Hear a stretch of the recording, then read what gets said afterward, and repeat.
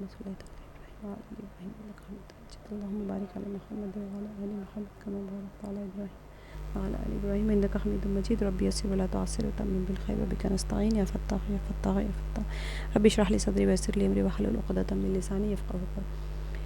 تو یہ جو سورہ زمر ہے اور سورہ پورے کے پورے حوامیم کی صورتیں چل رہی ہیں، اس کے اندر مرکزی مضمون جو چلتا ہے، آپ لوگ کو پتہ ہے مکی صورتوں کا مرکزی مضمون ہمیشہ توحید، رسالت، قرآن پاک کی حقانیت، میعاد کا اور اللہ تعالیٰ کی تخلیق ہے، وحدانیت کا، یہی سارے مضامین چلتے رہتے ہیں. لیکن خاص خصوصی طور پہ سورہ زمر میں اور سورہ غافر میں یا سورہ مومن میں بڑا ڈیپ کنیکشن ہے ایک دوسرے کے ساتھ میں، اور اس کے اندر جو بتایا جا رہے ہیں توحید کے اوپر بہت زیادہ. سورہ زمر میں بھی آپ نے دیکھا ہے اور یہاں پر بھی وہی چیز کنٹینیو ہو رہی ہے کہ اللہ سبحانہ و تعالیٰ کی ذات مبارکہ سے ہونے کا یقین آ جائے. توحید کے اوپر بہت ڈیٹیل میں جا رہے ہیں ہم لوگ یہاں پر ایک ایک آیت کا. تو اس کے اندر ہم نے دیکھ لیا تھا کہ شروع میں کیسے ہوا تھا، درمیان میں کیسے ہوا تھا. اب 3 کیٹیگریز اللہ تعالیٰ نے بتا دیے تھے. ایک وہ مومنین ہیں جو کہ اپنے ایمان کو ڈکلیئر کر لیے، اور ایک کفار تھے. یہ آپ کو پس منظر یاد ہونا چاہیے کہ مکے میں اس تیسرے دور میں نازل ہونے والی صورت ہے جبکہ سختیاں بڑھ گئی تھی. تو اس ٹائم پہ بھی 3 گروہ تھے مکے میں، اور یہ جو مثالیں دی جا رہی ہیں وہ یہ بھی ایسے ہی ہے جیسے کہ مکی دور کے ریپلیکا بتایا جا رہا ہے کہ پچھلے قوموں کے ساتھ میں پچھلے لوگ کیا کیے تھے، تم اب اس طرح سے کر رہے ہو تو پچھلے قوموں نے بھی یہ گناہ کیا تھا. تم آج انکار کر رہے ہو تو پچھلے قوموں نے بھی انکار کیا تھا. تمہارے ان کے ساتھ جو سزا ہوئی تم بھی دیکھ لو، گھوم پھر کے دیکھ لو. وہ تم سے زیادہ طاقتور تھے، تم کون سی طاقت کے ڈنگ کے بجا رہے ہو، وہ تو تم سے زیادہ طاقتور تھے. تم کون سے مال کا بتا رہے ہو، وہ تو تم سے زیادہ مالدار تھے. یہ ساری چیزیں جو بیان کی جاتی ہیں کمپیریزن میں، اصل میں اسی لیے ہوتا ہے کہ کمپیریزن نہیں دیا جاتا ہے بلکہ انسان کو سمجھنے کے لیے مثالیں دینی ضروری ہوتی ہیں. تو یہی چیز ایک 3rd کیٹیگری اب یہاں پر آ گئی ہے. اس میں مکے میں بھی ایسے ہی تھا، ایک گروہ چپ چاپ بیٹھنے والا تھا، حالانکہ پاور تھا، پیسہ تھا، سب کچھ تھا، لیکن خاموشی سے دیکھتے رہتے تھے. تو ان کے لیے مثال دینے کے لیے یہ ایک مرد مومن کا بہت بڑے اللہ کے ولی، میں تو ولی ہی کہوں گی کیونکہ جو رسول نہیں ہے وہ جن کے واقعات جیسے سورہ یاسین میں بھی آیا تھا، وہ نجار کا جو کہ ایک ووڈ کٹر تھا، نجار تھا. وہ جب رسولوں کا انکار کیا گیا تھا تو پھر وہ آ گئے تھے لوگوں کو روکنے کے لیے. حالانکہ جب وہ لوگ آتے ہیں تو پھر کیا ہوتا ہے، ان کو یقینی طور پہ پتہ ہوتا ہے کہ اب ہماری جان تو خطرے میں ہے، جب نبی کو ہی مارنے پہ تلے ہیں تو ہماری کہاں سے جان بچ سکتی ہیں. لیکن ان کا ایمانی تقاضا یہ ہوتا تھا کہ اب چپ نہیں بیٹھنا ہوتا ہے. یہ جو پوری کی پورے قرآن پاک میں کوئی ایسے ولی کی گفتگو اتنی لمبی نہیں آئی جتنی کہ یہ مرد مومن کی آئی جو فرعون کے دربار میں تھے. اور ظاہر سی بات ہے، آپ سوچیں فرعون کے دربار میں کھڑے ہو کے اتنی لمبی گفتگو کرنے والا بندہ کوئی آل فرعون ہی کہا جا رہا ہے. تو وہ کون تھے؟ فرعون کے ہی خاندان سے تھے اور کوئی پاورفل پوسٹ پہ تھے. اندازہ ہو سکتا ہے نا اس سے کہ ایک انسان جو کوئی پاورفل پوسٹ پہ ہوگا جبھی تو بادشاہ کے ساتھ میں اور رعایا وہاں کے جو ایوان ہوتے ہیں، جو ان کے منسٹرز ہیں، ان کے ساتھ میں کانورزیشن چل رہی ہے وہاں پر. تو یہ ایک پوری کی پوری بہت طویل گفتگو ہے جس کے اندر 5 مراحل میں گفتگو ہو رہی ہے.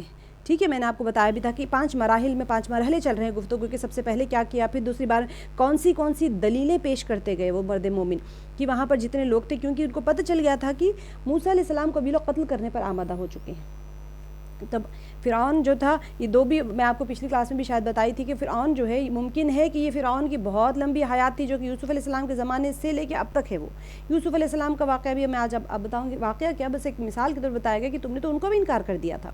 یعنی کہ ان کی ایک سرکشی کی حد بتائی جا رہی ہے. تو پوری کی پورے قرآن پاک میں کوئی ایسے ولی کا واقعہ نہیں آیا. مفسرین نے جو لکھا ہے کہ جو کہ یہ مرد مومن کا آیا ہے جو کہ سورہ آل فرعون میں سے تھے، اور بڑے پیمانے پہ بات کہی بھی جا رہی ہے، بات کے اوپر غور بھی کیا جا رہا ہے، اور پھر اس کا رد عمل بھی ظاہر ہو رہا ہے. ٹھیک ہے، تو یہ چیز یہاں پر میں آپ کو بس ریوائز کروا لیتی ہوں تھوڑا سا. وَلَقَدْ أَرْسَلْنَا مُوسَىٰ بِآيَاتِنَا وَسُلْطَانٍ مُبِينٍ. ہم نے موسیٰ علیہ السلام کو اپنی نشانی اور نمایاں سند ماموریت کے ساتھ بھیجا. آپ کو اس کا ہم نے کافی ڈیٹیل میں کر لیا تھا کہ کیا ان کو دے کے بھیجا تھا. سلطان مبین کیا تھا اور آیاتنا کیا تھا. ان کا ید بیضا تھا اور جو عصا تھا، اور ان کے پاس مدلل اور زبردست ان کے پاس کانورزیشن سکلز دے کے بھیجے تھے اللہ تعالیٰ. دیکھیں کبھی بھی دعوت کے لیے کانورزیشن سکلز بہت ضروری ہوتی ہے، کیونکہ سامنے والے کو اگر آپ قائل کرنا چاہتے ہیں، اور وہ تو فرعون نے ربوبیت کا دعویٰ کر دیا تھا، تو ان فرعون کے دربار میں جا کے، اور موسیٰ علیہ السلام فرعون کے گھر میں ہی پلے بڑے تھے. آپ سوچیں کیسی دلیلیں دینے پڑی گی ان کو. ہم کسی کے سامنے بات کرتے ہیں جو کہ اپوزٹ سے اس کے وہ بھی ٹکر کا ہے سامنے والا، تو اس وقت آپ کے پاس ایسی دلیلیں ہونی پڑتی ہیں. تو اس وقت اللہ تعالیٰ کی غیبی مدد ہونا بھی بہت ضروری ہوتا ہے، کیونکہ انسان اپنی عقل و فہم سے حکمت کی باتیں نہیں کر سکتا.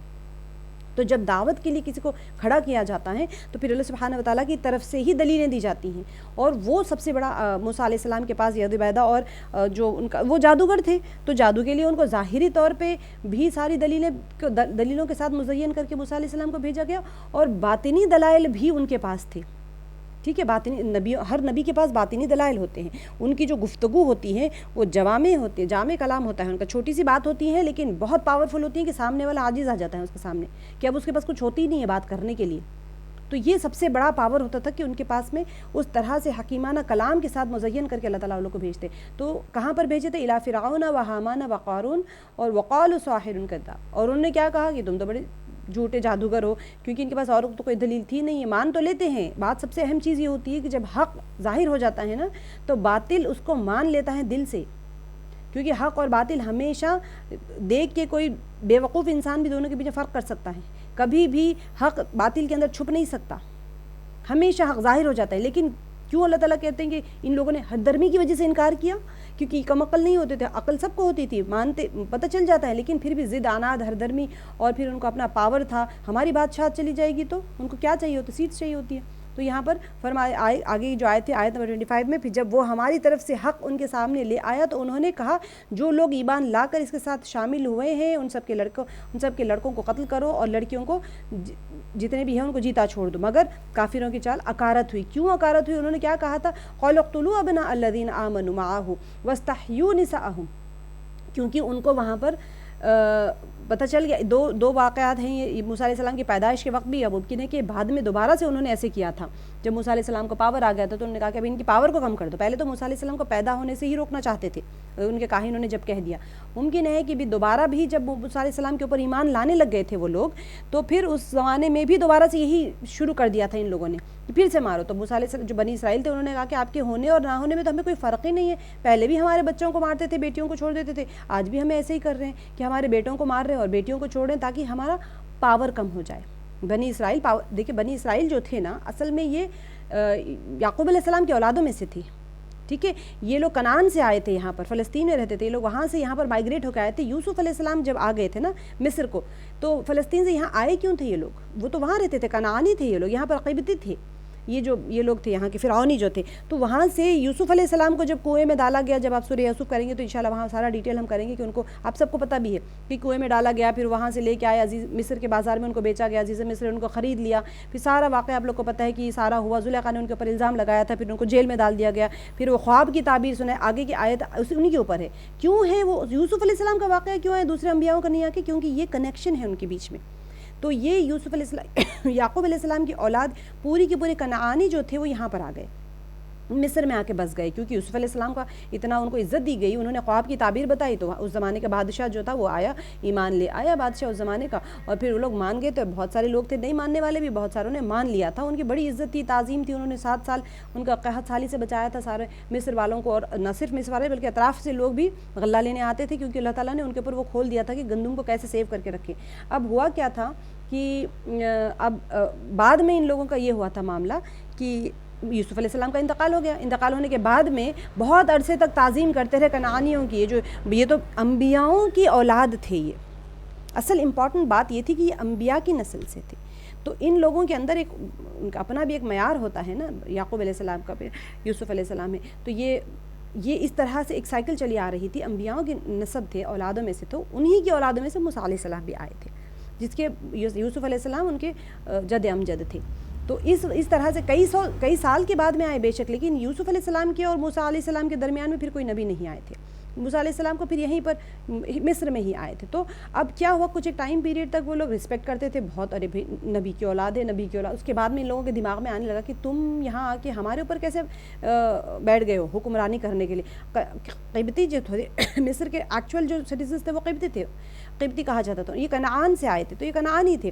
تو ان لوگوں نے کہا کہ تم ہمارے اوپر کیسے حاوی ہو گئے، تم کون ہو بھائی، تم تو باہر سے آئے ہو، تم ہمارے غلام ہو، ہم تمہاری کیوں بات سنیں، تم ہماری بات سنو. اس طرح کر کے وہ لوگ کیا کرنے لگے کہ یہ لوگ کا پلڑا اوپر ہو گیا اور کنعانی نیچے ہو گئے. اتنا تنگ کرنے لگے کہ غلام بنا کے ان کو اسیر بنا لیے، بس غلام بنا کے کام لے. پوری بنی اسرائیل جو ان کے غلام ہو گئی، سارے خراب کام، نچلے درجے کے کام ان سے لیتے تھے. اور جو قبطی تھے، جو فرعونی جو تھے، وہ پھر اوپر پاور میں آ گئے اور وہاں پر پھر وہ اپنے پورے بڑے بڑے پوزیشنز لے کے اب یہ لوگ سے سب بیکار کے کام جو مزدوری والے کام اور یہ سارے، اور جب ان کی مرضی آئے جیسے چاہے ظلم کر لو. تو اب ان کے کاہنوں نے یہ بتا دیا تھا کہ ایک بیٹا ان لوگوں میں پیدا ہوگا جو تمہاری سلطنت چلی جائے گی، وہ تم کو ختم کر دے گا، تمہاری جتنے اقتدار ہے سب پاور گیا. تو وہ چیز جو ہے ڈرا دی.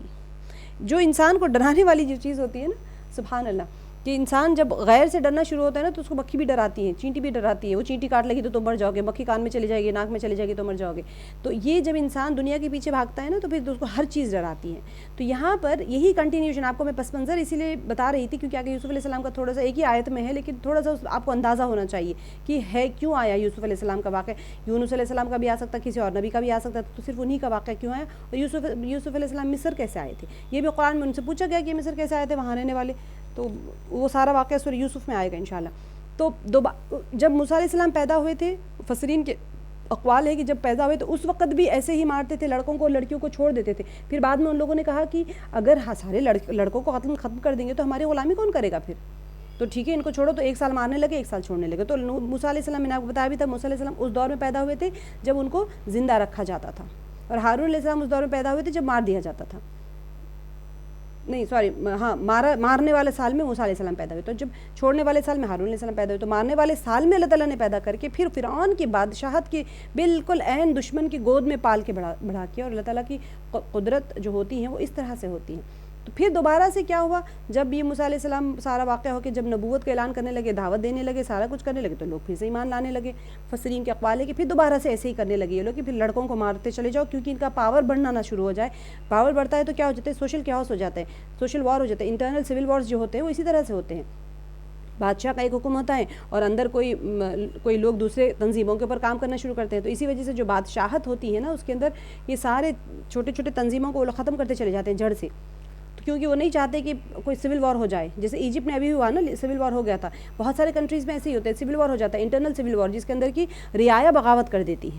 جب رعایا سری لنکا کو بھی آپ کو پتہ ہے سب کو کیا ہوا تھا، جب رعایا بغاوت کرتی ہے تو تختہ پلٹ جاتا ہے بادشاہت کا. کسی کا بھی کوئی بھی گورنمنٹ ہو اس کا تختہ پلٹ جاتا ہے. تو وہ نہیں چاہ رہے تھے کہ موسیٰ علیہ السلام پاور میں آئے. اچھا موسیٰ علیہ السلام کے پاس پاور اتنا تو نہیں تھا نا، یہ ظالم تھے، جابر تھے، متکبر تھے، تو ان کے اوپر بڑے حاوی تھے. اس کے باوجود ان کو ڈر تھا، کیونکہ جب انسان غلطی پہ ہوتا ہے تو اس کے دل میں ہمیشہ ڈر رہتا ہے، وہ مطمئن نہیں ہوتا. حالانکہ موسیٰ علیہ السلام اور بنی اسرائیل کے پاس کچھ بھی پاور نہیں تھا، پھر بھی وہ حق پہ جب انسان رہتا ہے تو اس کو اطمینان کی دولت نصیب ہو جاتی ہے. تو جب آئے وہ لوگ تو موسیٰ علیہ السلام کہنے لگے بھی ہم آپ کے ہونے اور نہ ہونے میں تو کوئی فرق ہی نہیں ہے، ہمیں اب دوبارہ سے ہمیں ایسے ہی مارا جا رہا ہے، ہمارے اوپر ایسے ہی ظلم ہو رہا ہے. تو آپ تو نبی، ہم آپ کے اوپر ایمان لے آئے، کچھ تو ہماری نجات کا ذریعہ نکالیں. تو آگے اس کے آپ بہت سارے واقعات آتے رہیں گے. میں آپ کو بتا دوں موسیٰ علیہ السلام کا سب سے زیادہ واقعہ آتا ہے قرآن پاک میں، لیکن الگ الگ جگہوں پر الگ الگ انداز میں وہاں کا جو موضوع چل رہا ہوتا ہے نا اسی کے حساب سے آتا ہے. ٹھیک ہے. تو یہاں پر وما کید الکافرین الا فی ضلال. تو اللہ تعالیٰ یہاں پر یہ فرما رہے ہیں کہ مگر کافروں کی چال اکارت ہو گئی. کیسے ہو گئی اکارت؟ کہ وہ جتنی کوششیں کرتے رہے آخر کار موسیٰ علیہ السلام بنی اسرائیل کو لے کے وہاں سے چلے گئے. آگے کی آیت میں جو تھا، میں کیونکہ جب بتا رہی تھی آپ لوگ کو تو میں اتنا ڈیٹیل میں سوچی تھی کہ چلو ٹھیک ہے چلے جائیں گے. لیکن جیسے جیسے کبھی کبھی کیا ہوتا ہے، میں نے ایک چیز غور کی ہے کہ کل کی کلاس یہ کلاس چلی جاتی ہے نا تو میرے پاس بہت بڑا بم پھٹ جاتا ہے دماغ میں کہ کیا بات ہے، کچھ مجھ سے چھوٹا تو نہیں، کوئی ایسی بات تھی جس کے اوپر میں نے ممکن ہے میں نے آپ کو بتایا تھا کبھی کبھی ایک آیت پہ میں اٹک جاؤں تو پھر آگے نہیں جا پاتی ہوں جب تک کہ اس آیت کا حق نہیں ادا ہو جاتا. آپ لوگوں کی برکت ہے، میں تو ہمیشہ آپ لوگوں کی قدر کرتی ہوں کہ آپ لوگ کی ماشاءاللہ اتنی بڑی برکت ہے کہ اللہ تعالیٰ جب تک آپ کو جو بات پہنچانی ہے اگر وہ نہیں پہنچی تو پھر وہ کچھ نہ کچھ رک جاتا ہے، بریک لگ جاتا ہے. یہ بات جانی ہوتی ہے آپ لوگوں تک. تو پھر اسی لیے میں ہمیشہ آپ لوگوں کی اسی لیے بہت دل سے تعظیم کرتی ہوں کہ اللہ تعالیٰ ہماری کلاس کی برکت کو ایسے ہی برقرار رکھے. تو میں سوچ رہی تھی کہیں مجھ سے کوئی پیچھے کی آیتوں میں کچھ رہ تو نہیں گیا، کچھ پتہ نہیں کیا ہوا. تو پھر جتنا میں سوچ رہی تھی، جتنا پہنچانے کی بات تھی، خیر تفصیل سے ہم اسی لیے جاتے ہیں. میں بار بار آپ لوگوں کو یہ بتاتی ہوں، کبھی کبھی ہوتا ہے 4-5 آیتیں ہوتی ہیں یا پھر کبھی کبھی ہم 8-10 آیتیں ہی کر پاتے ہیں کلاس میں، زیادہ نہیں کر پاتے ہیں. لیکن اللہ سبحانہ وتعالیٰ بہتر جانتے ہیں کہ ہمیں کیسے جانا ہے. بلکہ جب میں دوسری چیزیں دیکھ رہی تھی نا تو سورہ حوامیم اور سورہ زمر کی اتنی زیادہ فضیلت مراد یہ نہیں کہ آپ کا یہ کام بن جائے گا، ویسے نہیں. توحید کے لیے جو کارآمد ہے یہ آیتیں، انفرادی توحید، توحید عمل اور انفرادی اجتماعی، ہر لیول کی توحید کے اوپر اس کے اندر مکمل طور پہ پورا ایسے ہی جا رہے ہیں پورے حوامیم. سبحان اللہ. اللہ تعالیٰ پتہ نہیں ہمارے اندر کس معیار کی توحید کو اٹھانا چاہ رہے ہیں، اللہ تعالیٰ ہی بہتر جانتے ہیں. تو آگے کی آیت دیکھ لیں. وقال فرعون ذرونی ابھی فرعون چاہتا کیا تھا کہ موسیٰ علیہ السلام کو قتل کر دینا، تو اس نے کیا ایک روز فرعون نے اپنے درباریوں کو بلا کے اقتل موسیٰ، مجھے چھوڑو میں موسیٰ علیہ السلام کو قتل کر دینا چاہتا ہوں، وَلْيَدْعُ رَبَّهُ، وہ چاہے، اور اس کو کیا تھا کہ درباریوں سے کہا کہ چھوڑو مجھے، میں اس موسیٰ علیہ السلام کو قتل کر دیتا ہوں۔ اب سوچنے کی بات ہے، وہ فرعون پاورفل بادشاہ ہے، اپنے درباریوں سے پرمیشن لینے کی کیا ضرورت ہے؟ کہ اس کو کسی نے پکڑ کے رکھا ہوا تھا؟ نہیں، لیکن میں نے آپ کو پچھلی کلاس میں بتایا تھا کہ ان کے اندر بھی وہاں پر سول وار شروع ہو گئے تھے، ان کے ایوان میں جو منسٹرز ہوتے ہیں 2-3 کیٹیگریز بن چکے تھے، ایک کیٹیگری موسیٰ علیہ السلام کی فیور میں تھی، اور ایک کیٹیگری یہ چاہتی تھی، ایک اگینسٹ تھی، ایک فیور میں تھی، اور ایک کیٹیگری ایسی تھی کہ چلو یہ چلتا رہے، کوئی نہ کوئی ٹینشن، ہم بدماشی کرنے والے بدماشیاں کرنا چاہ رہے تھے اور اچھے کام کرنا چاہنے والے اچھے کام کرنا چاہ رہے تھے۔ وہ کہتے تھے کہ کہیں نہ کہیں بزی رہے، بس لوگ ہمارے نام پہ نہ آئیں، ہماری بدماشیوں کو نہ دیکھیں۔ سیم پولیٹیکل سچویشن ہوتا ہے جو ہم نے پچھلی کلاس میں بھی ڈسکس کیا تھا۔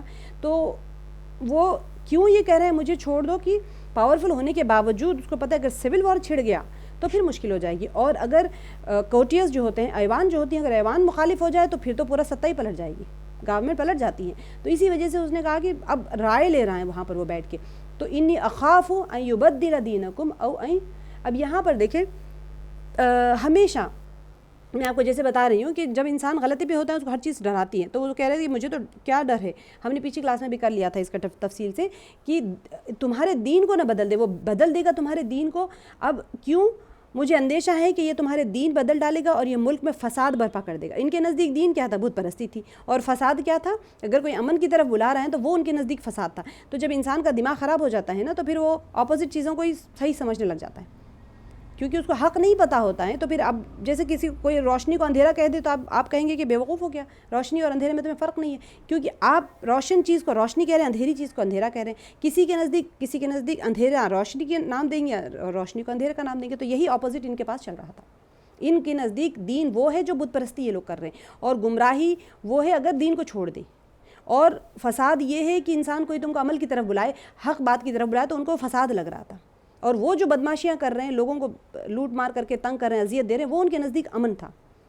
تو یہی اپنی رعایا کو کہہ رہا تھا فرعون کی۔ پھر آگے اب قول موسیٰ، اب انہوں نے موسیٰ علیہ السلام کے سامنے بھی یہ گفتگو کی۔ موسیٰ علیہ السلام تو آتے رہتے تھے دعوت کے لیے، تو موسیٰ علیہ السلام نے بیزار، میں نے آپ کو بتایا تھا ہمیشہ ایک آیت ہوتی ہے لیکن وہاں پر ایک زمانہ گزرتا ہے، ایسے نہیں ہوتا ہے کہ ابھی یہ فرعون نے آج یہ بات بولی اور اسی مجلس میں بیٹھ کے پھر موسیٰ علیہ السلام نے کہہ دیا، اسی مجلس میں وہ مرد مومن جو تھے وہ انہوں نے، ایسے نہیں ہوتا۔ آیت ایک ہوتی ہے لیکن زمانہ گزر رہا ہوتا ہے، زمانہ جی رہے ہوتے ہیں، ہے نا۔ ہم کانورزیشنز ایسے ہی کرتے ہیں کہ کہیں واقعہ ہو گیا، حادثہ ہو گیا، تو اس کے بعد میں یہ ہو گیا، بھئی اتنی بارش ہوئی تھی حیدرآباد میں، اس کے بعد میں پھر غریبوں کو کھانا بانٹا گیا، اس کے بعد میں پھر کچھ اور ہوا، اس کے بعد میں کچھ اور ہوا۔ آپ نے ایک جملے میں 5 منٹ میں ہم نے 4-5 جملے کہہ دیے، یا بلکہ ایک پیراگراف میں آپ نے 1 مہینے کی جو تنگ دستی تھی، پریشانیاں تھی، لوگ مر گئے، طوفان کو ڈسکرائب کیسے کریں گے آپ؟ نہیں کرتے نا، جملہ ہوتا ہے وہ تو، لیکن اس زمانے میں ایک مدت دراز گزر چکی ہوتی ہے وہاں پر۔ تو ایسے ہی یہاں پر بھی تھا، ایک کانورزیشنز ہو رہی ہیں وہاں، سچویشن چل رہا ہے باقاعدہ، ایسے نہیں کہ ایک ہی سٹنگ میں ہو رہی ہے۔ تو موسیٰ علیہ السلام کو بھی ممکن ہے کہ جب بلایا گیا، کہا گیا، یا پھر ان تک بات پہنچی کہ آپ کو قتل کرنے کے منصوبے بنائے جا رہے ہیں، تو پھر اس وقت میں موسیٰ علیہ السلام نے کہا کہ میں تو ہر اس متکبر کے مقابلے میں جو یوم الحساب پر ایمان نہیں رکھتا، اپنے رب اور تمہارے رب کی پناہ لے رہا ہوں یا پھر لیتا ہوں۔ یہاں پر یؤمن بیوم الحساب کہ انہوں نے کیا کہا، قال موسیٰ انی عوذت بربی و ربکم من کل متکبر۔ ابھی کس کو مخاطب ہو کے کہہ رہے ہیں؟ وہ رعایا جو ایمان لے آئی تھی، یا پھر ممکن ہے کہ وہ لوگ جو کہ وہاں ایوان میں ہے وہاں پر، تو اپنے رب کی اور تمہارے رب کی، کیونکہ در حقیقت میں رب تو سب کا اللہ ہی ہے، بھلے کوئی مانے یا نہ مانے۔ اگر وہ بت کو رب مان رہے تو رب تو نہیں ہو جائے گا، ان کی عقل کے اوپر پردے پڑے ہوئے، لیکن رب تو سب کا ایک ہی ہے۔ تو یہ بھی ایک قسم کی دعوت ہی دیتے تھے کہ تم اس رب پہ ایمان لے آؤ جس نے تمہیں پیدا کیا ہے۔ تو ممکن ہے کہ ایوان سے مخاطب ہے، ممکن ہے کہ رعایا سے مخاطب ہے، جنہوں نے آ کر ان کو کہا ہوگا لوگوں نے کہ آپ کے قتل کے منصوبے بنائے جا رہے ہیں، لیکن مفسرین کا قول ہے کہ بادشاہ وہیں دربار میں ہی یہ چیز کی گفتگو ہو رہی ہیں۔ اور وہاں پر کیوں انہوں نے کہا کہ ایک تو متکبر، دو جو خصلتیں بتائی تھی وہ کیا تھی؟ وہ متکبر لا یؤمن بیوم الحساب، جو ایمان نہیں رکھتا حساب کے دن کے میعاد پر، کیونکہ مکی سورہ ہے اور میعاد کے بارے میں بتایا جاتا ہے، اور یقین کے بارے میں کہ مر کے اٹھائے جانے کے اوپر یقین کرو۔ یوم الحساب یعنی مر کے اٹھائے جانا، یوم جزا ہے یہ۔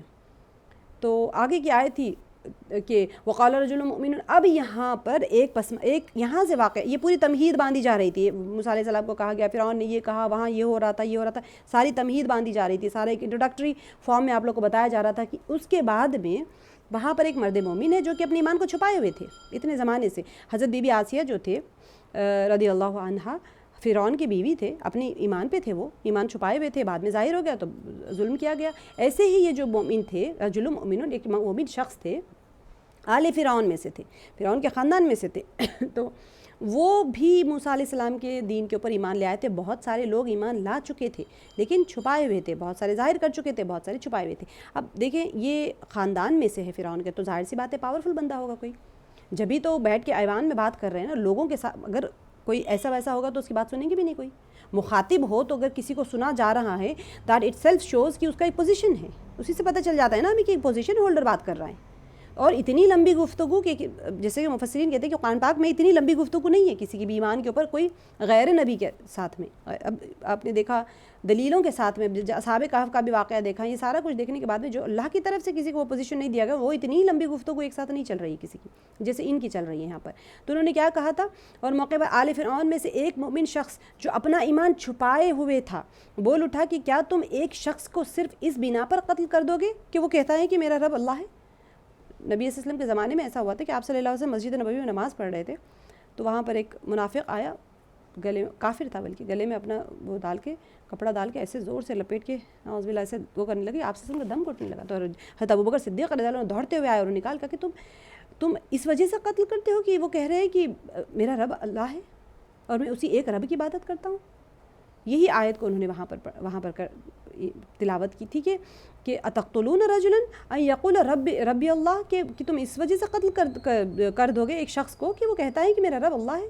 وقد جاءکم بالبینات من ربکم، اور کیا تھا تمہارے پاس میں روشن دلیل لے کر آئے ہیں. اب اللہ سبحانہ و تعالیٰ جب اپنی دعوت دین کی طرف بلاتے ہیں تو دلیلوں کے ساتھ میں آتے ہیں. تو یہ مرد مومن یہی سیم یہاں پر جو کانورزیشن ہے وہ یہی کانورزیشن ہے جو کہ ابوبکر صدیق رضی اللہ عنہ نے وہاں پر کہا تھا کہ موسیٰ علیہ السلام کو تم کیوں مار رہے ہو، کہ وہ یہ کہہ رہے ہیں کہ ان کا ایک رب ہے، حالانکہ وہ تمہارے رب کی طرف سے تمہارے پاس بینات لے آیا ہے. اگر اچھا دیکھیں دلیل کیا دے رہے ہیں وہ وَإِن يَكُ كَاذِبًا فَعَلَيْهِ كَذِبُهُ، اگر وہ جھوٹے ہیں تو پھر ان کا جھوٹ ان کے ساتھ میں. یہاں پر ایک دعوت کا نہج بھی بتایا جا رہا ہے، آداب بھی بتائے جا رہے ہیں. کسی کے اوپر کوئی الزام لگا دیں اور آپ کہیں کہ نہیں ہم یہ وہ جھوٹا وہ بندہ نے ایسے کیا ہم اس کو قتل کر دیں گے. تو انہوں نے کیا دلیل پیش کیا کہ اگر کوئی بندہ جھوٹ بول رہا ہے دین کے معاملے میں تو وہ جھوٹ اس کے ساتھ ہے، وہ جانے اس کا رب جانے، اس کا عمل اس کے ساتھ میں. اب الارمنگ بات کیا ہے، وَإِن يَكُ صَادِقًا، اور اگر وہ سچا بندہ ہے، يُصِبْكُمْ بَعْضُ الَّذِي يَعِدُكُمْ، تو انہوں نے کیا کہا کہ پہنچے گا تم کو وہ، یعنی بعض اس چیز میں سے وہ وعدہ کرتا ہے جس چیز کا، یعیدکم کس چیز کا وعدہ کرتے ہیں موسیٰ علیہ السلام، عذاب کا. تو بھئی اگر وہ جھوٹے ہیں تو ٹھیک ہے ان کا معاملہ ان کے ساتھ میں، ہمیں کچھ نہیں ہوگا، لیکن اگر وہ سچے نکلے پھر ہمیں تو وہ چیز پہنچے گی جس کا وہ وعدہ کرتے ہیں، یعنی اس عذاب کا. ان اللہ لا یہدی من ہوا مسرف کذاب، بے شک اللہ تعالیٰ نہیں ہدایت دہ جو کوئی بھی ہو حد سے گزرنے والا، جھوٹا یعنی جھٹلانے والا، کذاب جھٹلانے والا بندہ کوئی ہوتا ہے، مسرف حد سے، یعنی کہ دو خصلتیں یہاں بتا دی گئی کہ اللہ تعالیٰ ہدایت نہیں دیتے. مرد مومن پورے ایوان سے مخاطب ہو کے کہہ رہے ہیں کہ دیکھو پھر تم ڈرو اس چیز سے، اگر عذاب آ گیا تو بڑا مشکل ہے. آگے کی آیت میں بھی انہوں نے وہی اس کو سمجھایا ہے کہ اگر عذاب آ گیا تو پھر مشکل ہے. اللہ کسی ایسے شخص کو ہدایت نہیں دیتا جو کہ حد سے گزر جانے والا اور کذاب ہو. اب یہ حد سے گزر جانے والا کیا ہے اس کو یاد رکھیں، ٹھیک ہے. مسرفن، اس کو جہاں جہاں پر اللہ تعالیٰ کہیں گے نا یہ میری باندھی ہوئی حدیں ہیں اس کو کراس مت کرنا. ہم نے پیچھے بھی سورہ زمر میں بھی کیا تھا کہ ہدایت یافتہ کے سارے میں نے وہاں پر بتائے تھے کہ کون سی خصلتیں ہوتی ہیں جس کی وجہ سے وہ بندہ گمراہ ہو جاتا ہے، اور کون سی ایسی اعمال ہوتے ہیں جو کہ ہدایت پر چلنے کے لیے اس کے لیے کوئی بندہ یہ نہیں کہہ سکتے کہ مجھے پتہ ہی نہیں میں کیسے گمراہ ہو گیا. اللہ تعالیٰ نے بتا دیا قرآن پاک میں یہ کرو گے تو تم گمراہ ہو جاؤ گے، تمہیں ہدایت نہیں ملے گی. تو اس میں ایک جو بتایا اللہ تعالیٰ نے جھٹلانے والا اور حد سے گزر جانے والا. حد سے گزر جانا کیا ہے اب یہاں نہیں سمجھ آیا نا، لیکن اس کو یاد رکھیں، اسی سورے میں بھی آئے گا. لیکن بہت سارے اخلاقیات جہاں بتائے جاتے ہیں، ایمانیات کے جہاں پر آیتیں آتی ہیں وہاں پر اللہ تعالیٰ واضح کھول کے بتا دیکھو یہ میری باندھی ہوئی حدیں ہیں، اس کے قریب بھی مت جانا، اس کو کراس مت کرنا. وہاں تو اتنی بتایا جائے گا، لیکن اس کو اس سے کنیکٹ کر لینا ہے کہ پھر اس کو ہدایت وہاں سے پھر چھین جائے گی، پھر تم گمراہی کے راستے پہ چلے جاؤ گے. یا قومی، اب یہ دیکھیں وہ مرد مومن کی سبحان اللہ اتنے پیارے انداز میں گفتگو چل رہی ہے. پہلے تو انہوں نے ڈرا دیا کہ دیکھو ایسے مت کرو، اس کے بعد میں پھر کیا کہا انہوں نے، اے میری قوم تمہارے لیے ہیں اب حاضر جو آپ کے پاس نعمتیں ہیں. تو آپ کہیں گے نا بھی دشمن، کسی سے ہم دشمنی لینا ہو تو ہم سوچتے بھئی خواہ کے کیوں دشمنی لو بھائی، ہمارے گھر کا لوگ کہتے ہیں نا کہاوت مشہور ہے، کانچ کے گھر میں رہنے والے باہر کسی پہ پتھر نہیں مارتے. آپ کسی کے اوپر پتھر ماریں گے اس کا تو کچھ جائے گا نہیں، وہ اٹھا کے آپ کے گھر پہ پتھر مار دے گا تو آپ کا تو گھر ہی ٹوٹ جائے گا. تو سوچ سمجھ کے انسان کو اعمال کے اور بہت ساری چیزیں ان آیات سے سکھائی جا رہی ہیں کہ انہوں نے کیا کہا. دوسری دلیل انہوں نے کیا دی کہ میری تمہارے لیے بادشاہت آج کے دن غالب آنے والے ہو تم لوگ، یعنی یا قومی لکم الملک اليوم ظاہرین، غالب آنے والی بادشاہت ہے فی الارض زمین کے اوپر. فمن ینصرنا، اب وہ کیا بتا رہے ہیں کہ کون، فمن ینصرنا من بأس اللہ ان جاءنا. اب تمہارے پاس اتنا پاور ہے. اب جیسے ملک سبا کا تھا نا، انہوں نے کیا کیا تھا، بات جو ملکہ سبا تھے انہوں نے کیا کہا تھا کہ سلیمان علیہ السلام نے جب دعوت دی تھی ان کو دین کی، تو اگر نہیں کرو گے تو جنگ کرو. تو ان کی رعایا نے کہا تھا کہ جنگ کرتے ہیں. آپ جیسے بتائیں، انہوں نے کہا کہ بھئی دیکھو لیٹر آیا ہے، اگر وہ پاورفل ہوں گے، ہمیں تو نہیں پتہ ان کے پاور کے بارے میں، اگر وہ پاورفل ہوں گے اور ہم پہ اٹیک کر دیں گے تو ہماری تو رعایا مر جائے گی پوری. ایک زاہدانہ اور عاقلانہ ڈیسیشن، فیصلہ کیا ہوتا ہے کہ سب سے پہلے اپنی اس چیز کو سیو کریں جو آپ کے پاس ہے. بے وقوفی کے چکر میں وہ تو نہیں گوا دیں گے نا خواہ کے.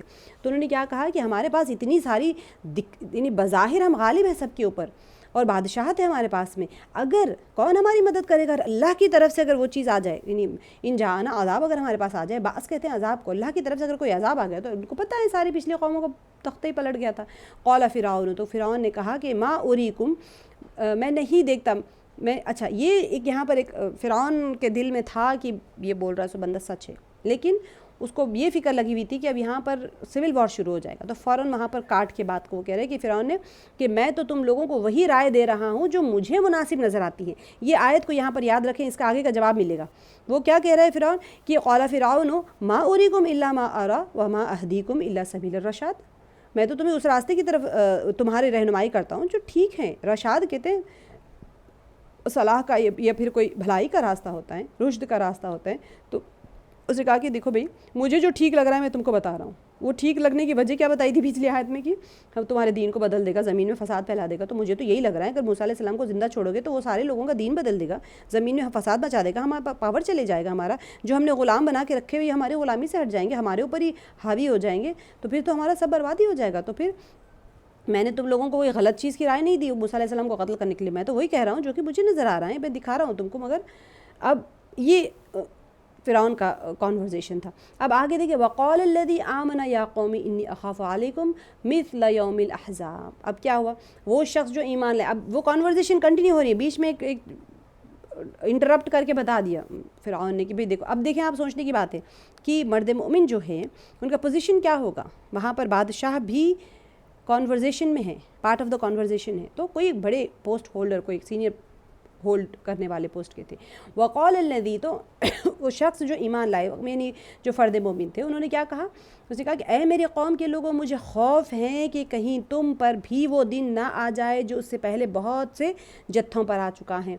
تو الذی آمن یعنی قال الذی آمن یا قوم، اے میرے قوم انی اخاف علیکم مثل یوم الاحزاب، یوم احزاب یعنی کہ گزشتہ اقوام کا احزاب کا میں نے آپ کو بتایا تھا کہ قوم عاد، قوم سمود، آگے کی آیت میں بھی وہ خود ہی وضاحت سے بتا دیتے ہیں کہ کون ہے احزاب. یہ ساری آیتوں میں اور بہت ساری جو اقوام تھے، جو دوسرے اقوام تھے، ان کے اوپر جو عذاب آیا کہیں تمہارے اوپر بھی نہ عذاب آ جائے. تو ایمان لانے والوں کو طریقے سے بتایا جا رہا ہے کہ کس کو بتا رہے ہیں، ایمان لائے وہ شخص جو ایمان لایا تھا اس نے کہا کہ اے میری قوم کے لوگوں، ہر طریقے سے وہ موسیٰ علیہ السلام کو بچانے کی پوری کوشش کر رہے ہیں کہ قتل کے در پہ ہے یہ لوگ، مارنے کے در پہ ہے. تو اب روکنے کی پوری کوشش کی جا رہی. اور یہ آیتیں کب پڑھی جا رہی ہیں، مکے میں جب نبی علیہ السلام کو مارنے کے منصوبے بنائے جا رہے تھے. اور یہ کس کے لیے ہوں گی، سوچنے کی بات ہے. سارے پوسٹ ہولڈرز جس کے پاس اتنا پاور ہے کہ قاتلانہ منصوبوں کو روکا جا سکے، اب بھی تم خاموش بیٹھے ہو، ایمان تو لے آئے ہو، چھپا کے بیٹھے ہو، تم کوشش تو کر سکتے ہو بچانے کی. ان کے ایمانوں کو جھنجھوڑا جا رہا ہے. تو مکے میں بھی ممکن ہے یہ بہت بڑے بڑے پوسٹ ہولڈرز تھے جو ایمان لا چکے تھے، یا ایمان لانے کے اوپر ایمان تو لیے تھے لیکن انتظار میں تھے کہ پتہ نہیں کیا حشر ہو جائے ہمارا، اگر ہم ڈکلیئر کر دیں گے تو ہمیں بھی نہ مار دیا جائے، تو ہم اتنے بڑے پوسٹ کے ہمیں بدنام. بہت ساری چیزیں ہوتی ہیں، انسان کا خوف تو ایک بار ڈرنا شروع ہو جائے تو مکھی ہوا بھی ڈراتی ہیں سب. تو اب کون ہے؟ مثل داب قوم نوح وعاد وثمود. کون؟ اب انہوں نے بتا دیا کس کی قوم، جیسے کہ قوم نوح ہے اور عاد ہے اور سمود ہے اور ان کے بعد والی قوموں پر آیا تھا عذاب اللہ تعالیٰ کا. والذین من بعدہم وما اللہ یرید ظلما للعباد. اور اللہ یہاں پر، اور یہ حقیقت ہے کہ اللہ اپنے بندوں پر ظلم کا کوئی ارادہ نہیں رکھتا. یہ ہم نے آلریڈی اس کو سارا کچھ ڈیٹیل میں تفسیر کر لیا تھا. میں صرف آپ لوگوں کو اس وجہ سے کل کی کلاس نہیں ہوئی تو میں اپنی طرف سے کہ کوئی چیز اللہ نہ کرے چھوٹ گئی ہوگی تو میں اس کو دوبارہ سے کر رہی ہوں، لیکن اس کی ڈیٹیل تفسیر تو آپ لوگ سن بھی چکے ہوں گے، دوبارہ بھی سن لیجئے. اس کے اندر زیادہ نکات ہوتے ہیں، میں تو صرف لپیٹ رہی ہوں ساری چیزوں کو. ہو سکتا ہے کہ کوئی چیز سمجھنے میں رہ گئی ہو، سمجھانے میں رہ گئی ہو. تو وَمَا اللَّهُ يُرِيدُ ظُلْمًا لِلْعِبَادِ. تو اللہ تعالیٰ اصل میں یہاں پر پھر دوبارہ سے آ گیا کہ اللہ تعالیٰ تو ظلم نہیں کرتے. یعنی کہ عذاب کسی کو بھیجنے کا مقصد یہ نہیں کہ اللہ تعالیٰ ظالم ہے اور ظلم کر رہے ہو اور تمہیں مارنا چاہ رہے ہیں، ایسا نہیں ہے. اللہ تعالیٰ تو کسی پہ ظلم نہیں کرتے. تم اپنے ہاتھوں سے اپنے آپ کے اوپر کیوں ظلم کر رہے ہو ایمان نہیں لا کے؟ یہ مخاطب ہی ہے، کنٹینیوسلی کانورزیشن چل رہی ہے. وَيَا قَوْمِ. اب دوسرے انداز میں، اے قوم انی اخاف علیکم یوم التناد. اب دوبارہ سے یوم التناد کا میں نے آپ کو ڈیٹیل بتایا تھا کہ پکارنے تم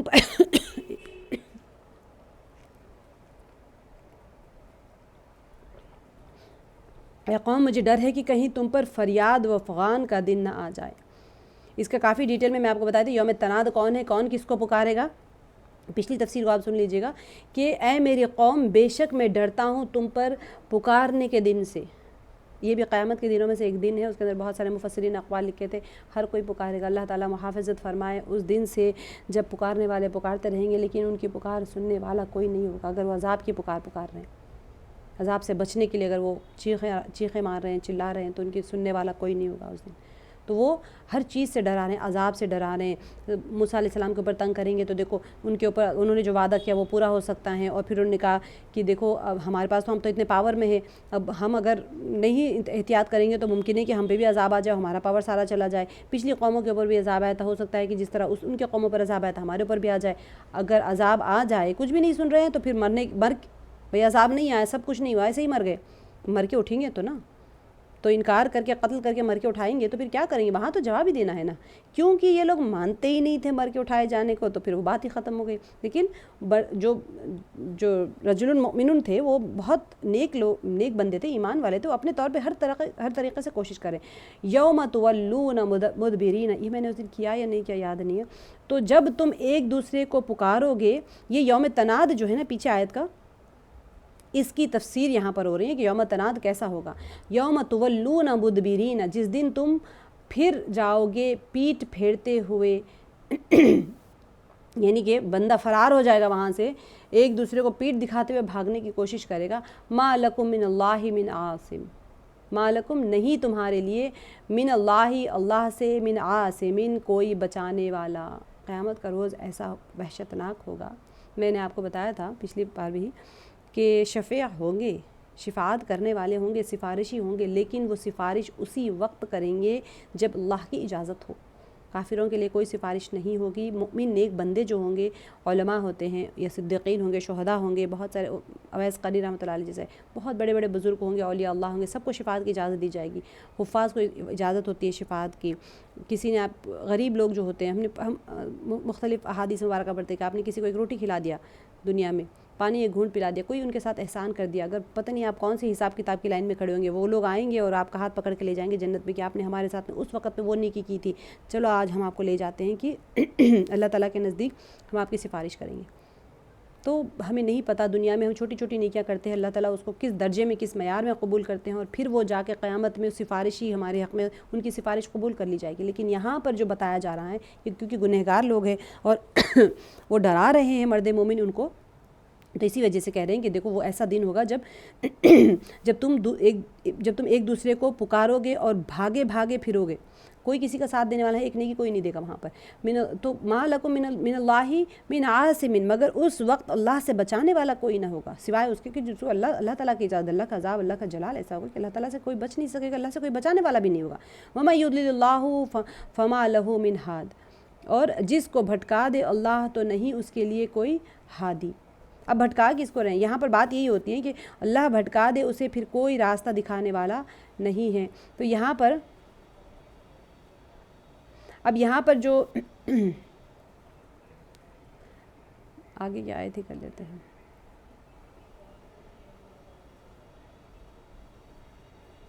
کیونکہ اس کے اندر کیونکہ ہم نے جبریہ کا فرقہ آلریڈی کر لیا ہے تفصیل سے کہ اللہ تعالیٰ جس کو گمراہ کر دے یا بھٹکا دے تو اس کا مطلب یہ نہیں کہ اللہ تعالیٰ بھٹکاتے ہیں، لیکن بندہ خود اپنے بدعمالیوں کی وجہ سے جس راستے کو اختیار کرتا ہے. اللہ تعالیٰ تو کامل علم رکھنے والے.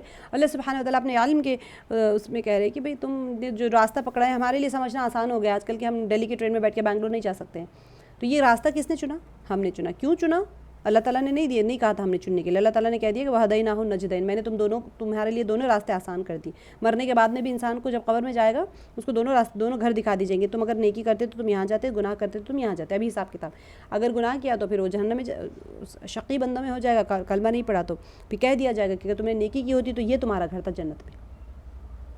اللہ تعالیٰ ہم سب کو صحیح سمجھ عطا فرمائے، ہمارے دکھائے ہوئے راستوں کو دیکھ کے ہم صحیح سمجھ حاصل کرنے والے بن جائے. وَلَقَدْ آگے ہے آیت نمبر 34، آج شروع کرنے کی آیت تھی. تو وَلَقَدْ جَاءَكُمْ، اور البتہ تحقیق آئے تمہارے پاس میں. کون آئے؟ یوسف علیہ السلام. یہ ایک آیت کے لیے میں واپس اتنے 10 آیتوں کو پیچھے گئی تھی. پچھلا سبق پورا ہم نے دہرایا تھا کیونکہ یوسف علیہ السلام کا کنیکشن موسیٰ علیہ السلام کے ساتھ میں کیا ہے وہ سمجھنا بہت ضروری تھا. کنعان سے یہ لوگ یہاں کیوں آئے تھے، یہ لوگ کون سے تھے، کس طرح سے انہوں نے کس کے اوپر پاور حاصل کیا، کون کس کے نیچے چلے گئے، کون کس کے اوپر چلے گئے، کیوں چلے گئے، کب چلے گئے، کیسے مارا گیا، کیوں مارا گیا، سارا کچھ. اور البتہ تحقیق آئے تمہارے پاس میں یوسف علیہ السلام من قبل، اس سے پہلے، بالبینات، روشن دلائل کے ساتھ میں. فما زلتم فی شک مما جاءکم بہ. اچھا یوسف علیہ السلام جو ہے رسول نہیں تھے، نبی تھے. وہ کتاب لے کے نہیں آئے تھے. موسیٰ علیہ السلام کو کتاب ملی تھی، ٹھیک ہے، لیکن یوسف علیہ السلام پچھلے انبیاؤں کے جو یعقوب علیہ السلام کے جو تھی کتاب، ان کے پاس جو صحیفے تھے، احکامات تھے، اسی کو چلا رہے تھے. تو یہاں پر وہ بھی روشن دلیلیں لے کے آئے تھے. ان کے پاس جو حکیمانہ کلام ہوتا تھا، صحائف ہوتے تھے، ساری چیزیں ہوتی تھی سب کے پاس. نبی جب بنائے جاتے ہیں تو پھر وہ یہاں پر وہی بتایا جا رہا ہے کہ اس سے پہلے روشن دلائل کے ساتھ میں. فما زلتم، تو مسلسل رہے تم، فی شکن، شک میں، مما جاءکم، اس چیز کے بارے میں جو وہ لائے تمہارے پاس میں، بھی، اس کو. ہمیشہ کا یہی ہوتا ہے، نبی لے کے آتے ہیں ایک چیز کو، ایک پیغام کو لے کے آتے ہیں. اس زمانے میں یوسف علیہ السلام کے زمانے میں بھی کاہن ہوا کرتے تھے، وہ لوگ نہیں مانتے تھے یوسف علیہ السلام کو. بڑے پوسٹ ہولڈرز جو ہوتے وہ جلدی مانتے نہیں یہ بات کو. تو تم جھوٹ بول رہے ہوگے، تم پاور کے لیے کر رہے ہوگے، تم اس کے لیے اس کے لیے، بحث چلتی رہتی تھی. بہرحال حتیٰ اذا حلق، حتیٰ یہاں تک کہ اذا جب حلق، تو وہ فوت ہو گئے. یوسف علیہ السلام جب تک تھے تم شک میں تھے، مانتے نہیں تھے ان کو، حتیٰ یہاں تک کہ جب وہ فوت ہو گئے. قل، تم کہا تم نے، لن یبعث اللہ من بعدہ رسولا، انہوں نے کیا کہا پھر؟ تم نے کہا ہرگز نہیں بھیجے گا، یبعث اللہ، اللہ تعالیٰ ہرگز نہیں بھیجیں گے، من بعدہ یعنی یوسف علیہ السلام کے بعد میں، رسولا کوئی بھی رسول. کذالک یضل اللہ، اسی طرح بھٹکاتا ہے اللہ تعالیٰ، من ہوا، کون، کس کو، جو کوئی ہو، مسرفن، وہ حد سے بڑھنے والا، مرتاب، شک میں پڑھنے والا. یہاں پر بھی بتا دیے، دو کوالٹیز بتا دی گئی. پیچھے بھی بتایا تھا کہ حد سے گزر جانے والا اور جھوٹا یا جھٹلانے والا. یہاں پر کیا بتایا؟ حد سے بڑھ جانے والا، شک میں پڑھنے والا. ہمیشہ ایمان اور شک ایک معیار میں، ایک میان میں نہیں آ سکتے. یا تو ایمان ہوگا یا شک ہوگا. جس کے پاس دل میں شک ہوگا اس کے دل میں ایمان پختہ نہیں ہوگا. جس کے دل میں ایمان ہوتا ہے پھر اس کے دل میں شک کی جگہ نہیں ہوتی. تو اس سے پہلے یوسف علیہ السلام تمہارے پاس بینات لے کر آئے تھے، مگر تم ان کی لائی ہوئی تعلیم کی طرف سے شک میں پڑے رہے. پھر جب ان کا انتقال ہو گیا تو تم نے کہا کہ اب ان کے بعد اللہ کوئی رسول ہرگز نہ بھیجے گا. اسی طرح اللہ ان سب لوگوں کو گمراہی میں ڈال دیتا ہے جو حد سے گزرنے والے اور شکی ہوتے ہیں. اب حد سے گزرنے والے ہر آج کل کے زمانے میں بھی شک اور حد سے گزر جانا، ہم پہنچ گئے وہ معیار کو. اللہ تعالیٰ ہم سب کی حفاظت فرمائے. صرف عذاب نہیں آیا، بس ہمیشہ یہی چیز کے اوپر شکر ادا کرتے رہنا چاہیے اللہ تعالیٰ کا کہ ان آیات میں جو مومن آل فرعون کی گفتگو، اب یہاں پر وہی سلسلہ چل رہا ہے. تو انہوں نے پہلے مرحلے میں کیا کہا تھا؟ پہلے مرحلے میں انہوں نے ان کا ایک تھا احتیاط پر مبنی ایک گفتگو تھی. اس کے اندر کیا تھا؟ وہ کافر اور سرکش قوم کو وہ لوگ ایسے نقصان نہ پہنچے اس سے بچنے کی دعوت دی. اگر موسیٰ جھوٹ بولتے ہیں تو پھر یہ جھوٹ خود ان کے اپنے دامن کو پکڑ لے گا, اور اگر سچ کہتے ہیں تو پھر عذاب ہمیں نہ پکڑ لے. یہ ان کا پہلے مرحلے میں انہوں نے سمجھایا. دوسرے مرحلے میں کیا سمجھایا تھا انہیں؟ گزشتہ اقوام کے حالات اور انجام کے بارے میں ان سے کہا تھا کہ بھئی دیکھو غور و فکر کرو, اگر ان کے اوپر عذاب آیا تو ہمارے اوپر بھی آ سکتا ہے, ہمارے پھر عذاب سے ہمیں کون بچا سکتا ہے؟ اللہ کے عذاب سے کوئی نہیں بچا سکتا. تیسرے مرحلے میں وہ کیا فرما رہے تھے کہ یہ جو آئے تھے یہ اپنی تاریخ انہیں یاد دلائی کہ جس کا ان سے زیادہ فاصلہ بھی نہیں گزرا تھا, پاسٹ کی طرف لے جا رہے. اب یہ تیسرے مرحلے میں کس طرح سے کہ ان کے آپسی تعلقات تھے نا, یوسف علیہ السلام کے جو اولاد تھے چل رہے تھے وہ تو ان کے غلامی میں رکھا ہوا ہے نا, ان کو سب پتہ ہے. ایسے نہیں کہ 500,000 سال پہلے کی بات نہیں, بہت ہی نیئرسٹ فیوچر, شاید 300 سال اس طرح کا کچھ تھا دونوں کے درمیان میں. تو یوسف علیہ السلام کی نبوت کا مسئلہ جو کہ حضرت موسیٰ علیہ السلام کے جد امجد تھے, اور ان کی دعوت کا انداز کو پیش کرتے ہوئے کہتے ہیں کہ یہ جو مرد مومن کہ اس سے پہلے یوسف تمہارے ہدایت کے لیے واضح اور روشن دلائل لے کر آئے تھے. اب یہاں پر پھر ہر قسم کی ذمہ داری اور فرائض کے انجام دہی سے جان چھڑانے اور اپنی انا کو قائم رکھنے, اور یہ لوگ جو تھے نا خواہشات نفسانی کو جب انسان پورا کرنا چاہتا ہے, اس کی تکمیل جب کرنا چاہتے ہیں, وہی ایک پوائنٹ ہوتا ہے کہ وہ بندہ جو ہے نا انکار کرتا ہے حق سے.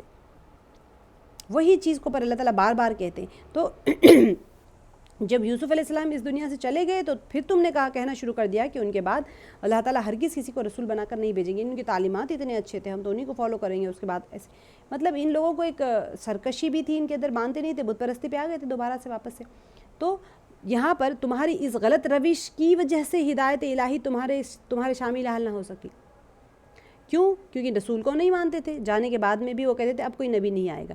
تو اسی طرح سے اللہ تعالیٰ اسراف کرنے والے اور شک کرنے اور وسوسے ڈالنے والوں کو گمراہ کرتے ہیں. وَكَذَلِكَ يُضِلُّ اللَّهُ جو آیت کا ٹکڑا ہے, تو وَكَذَلِكَ يُضِلُّ اللَّهُ مَنْ هُوَ مُسْرِفٌ مُرْتَابٌ, کیا ہے کہ اسے حد سے بڑھنے والا اور شک کرنے والا.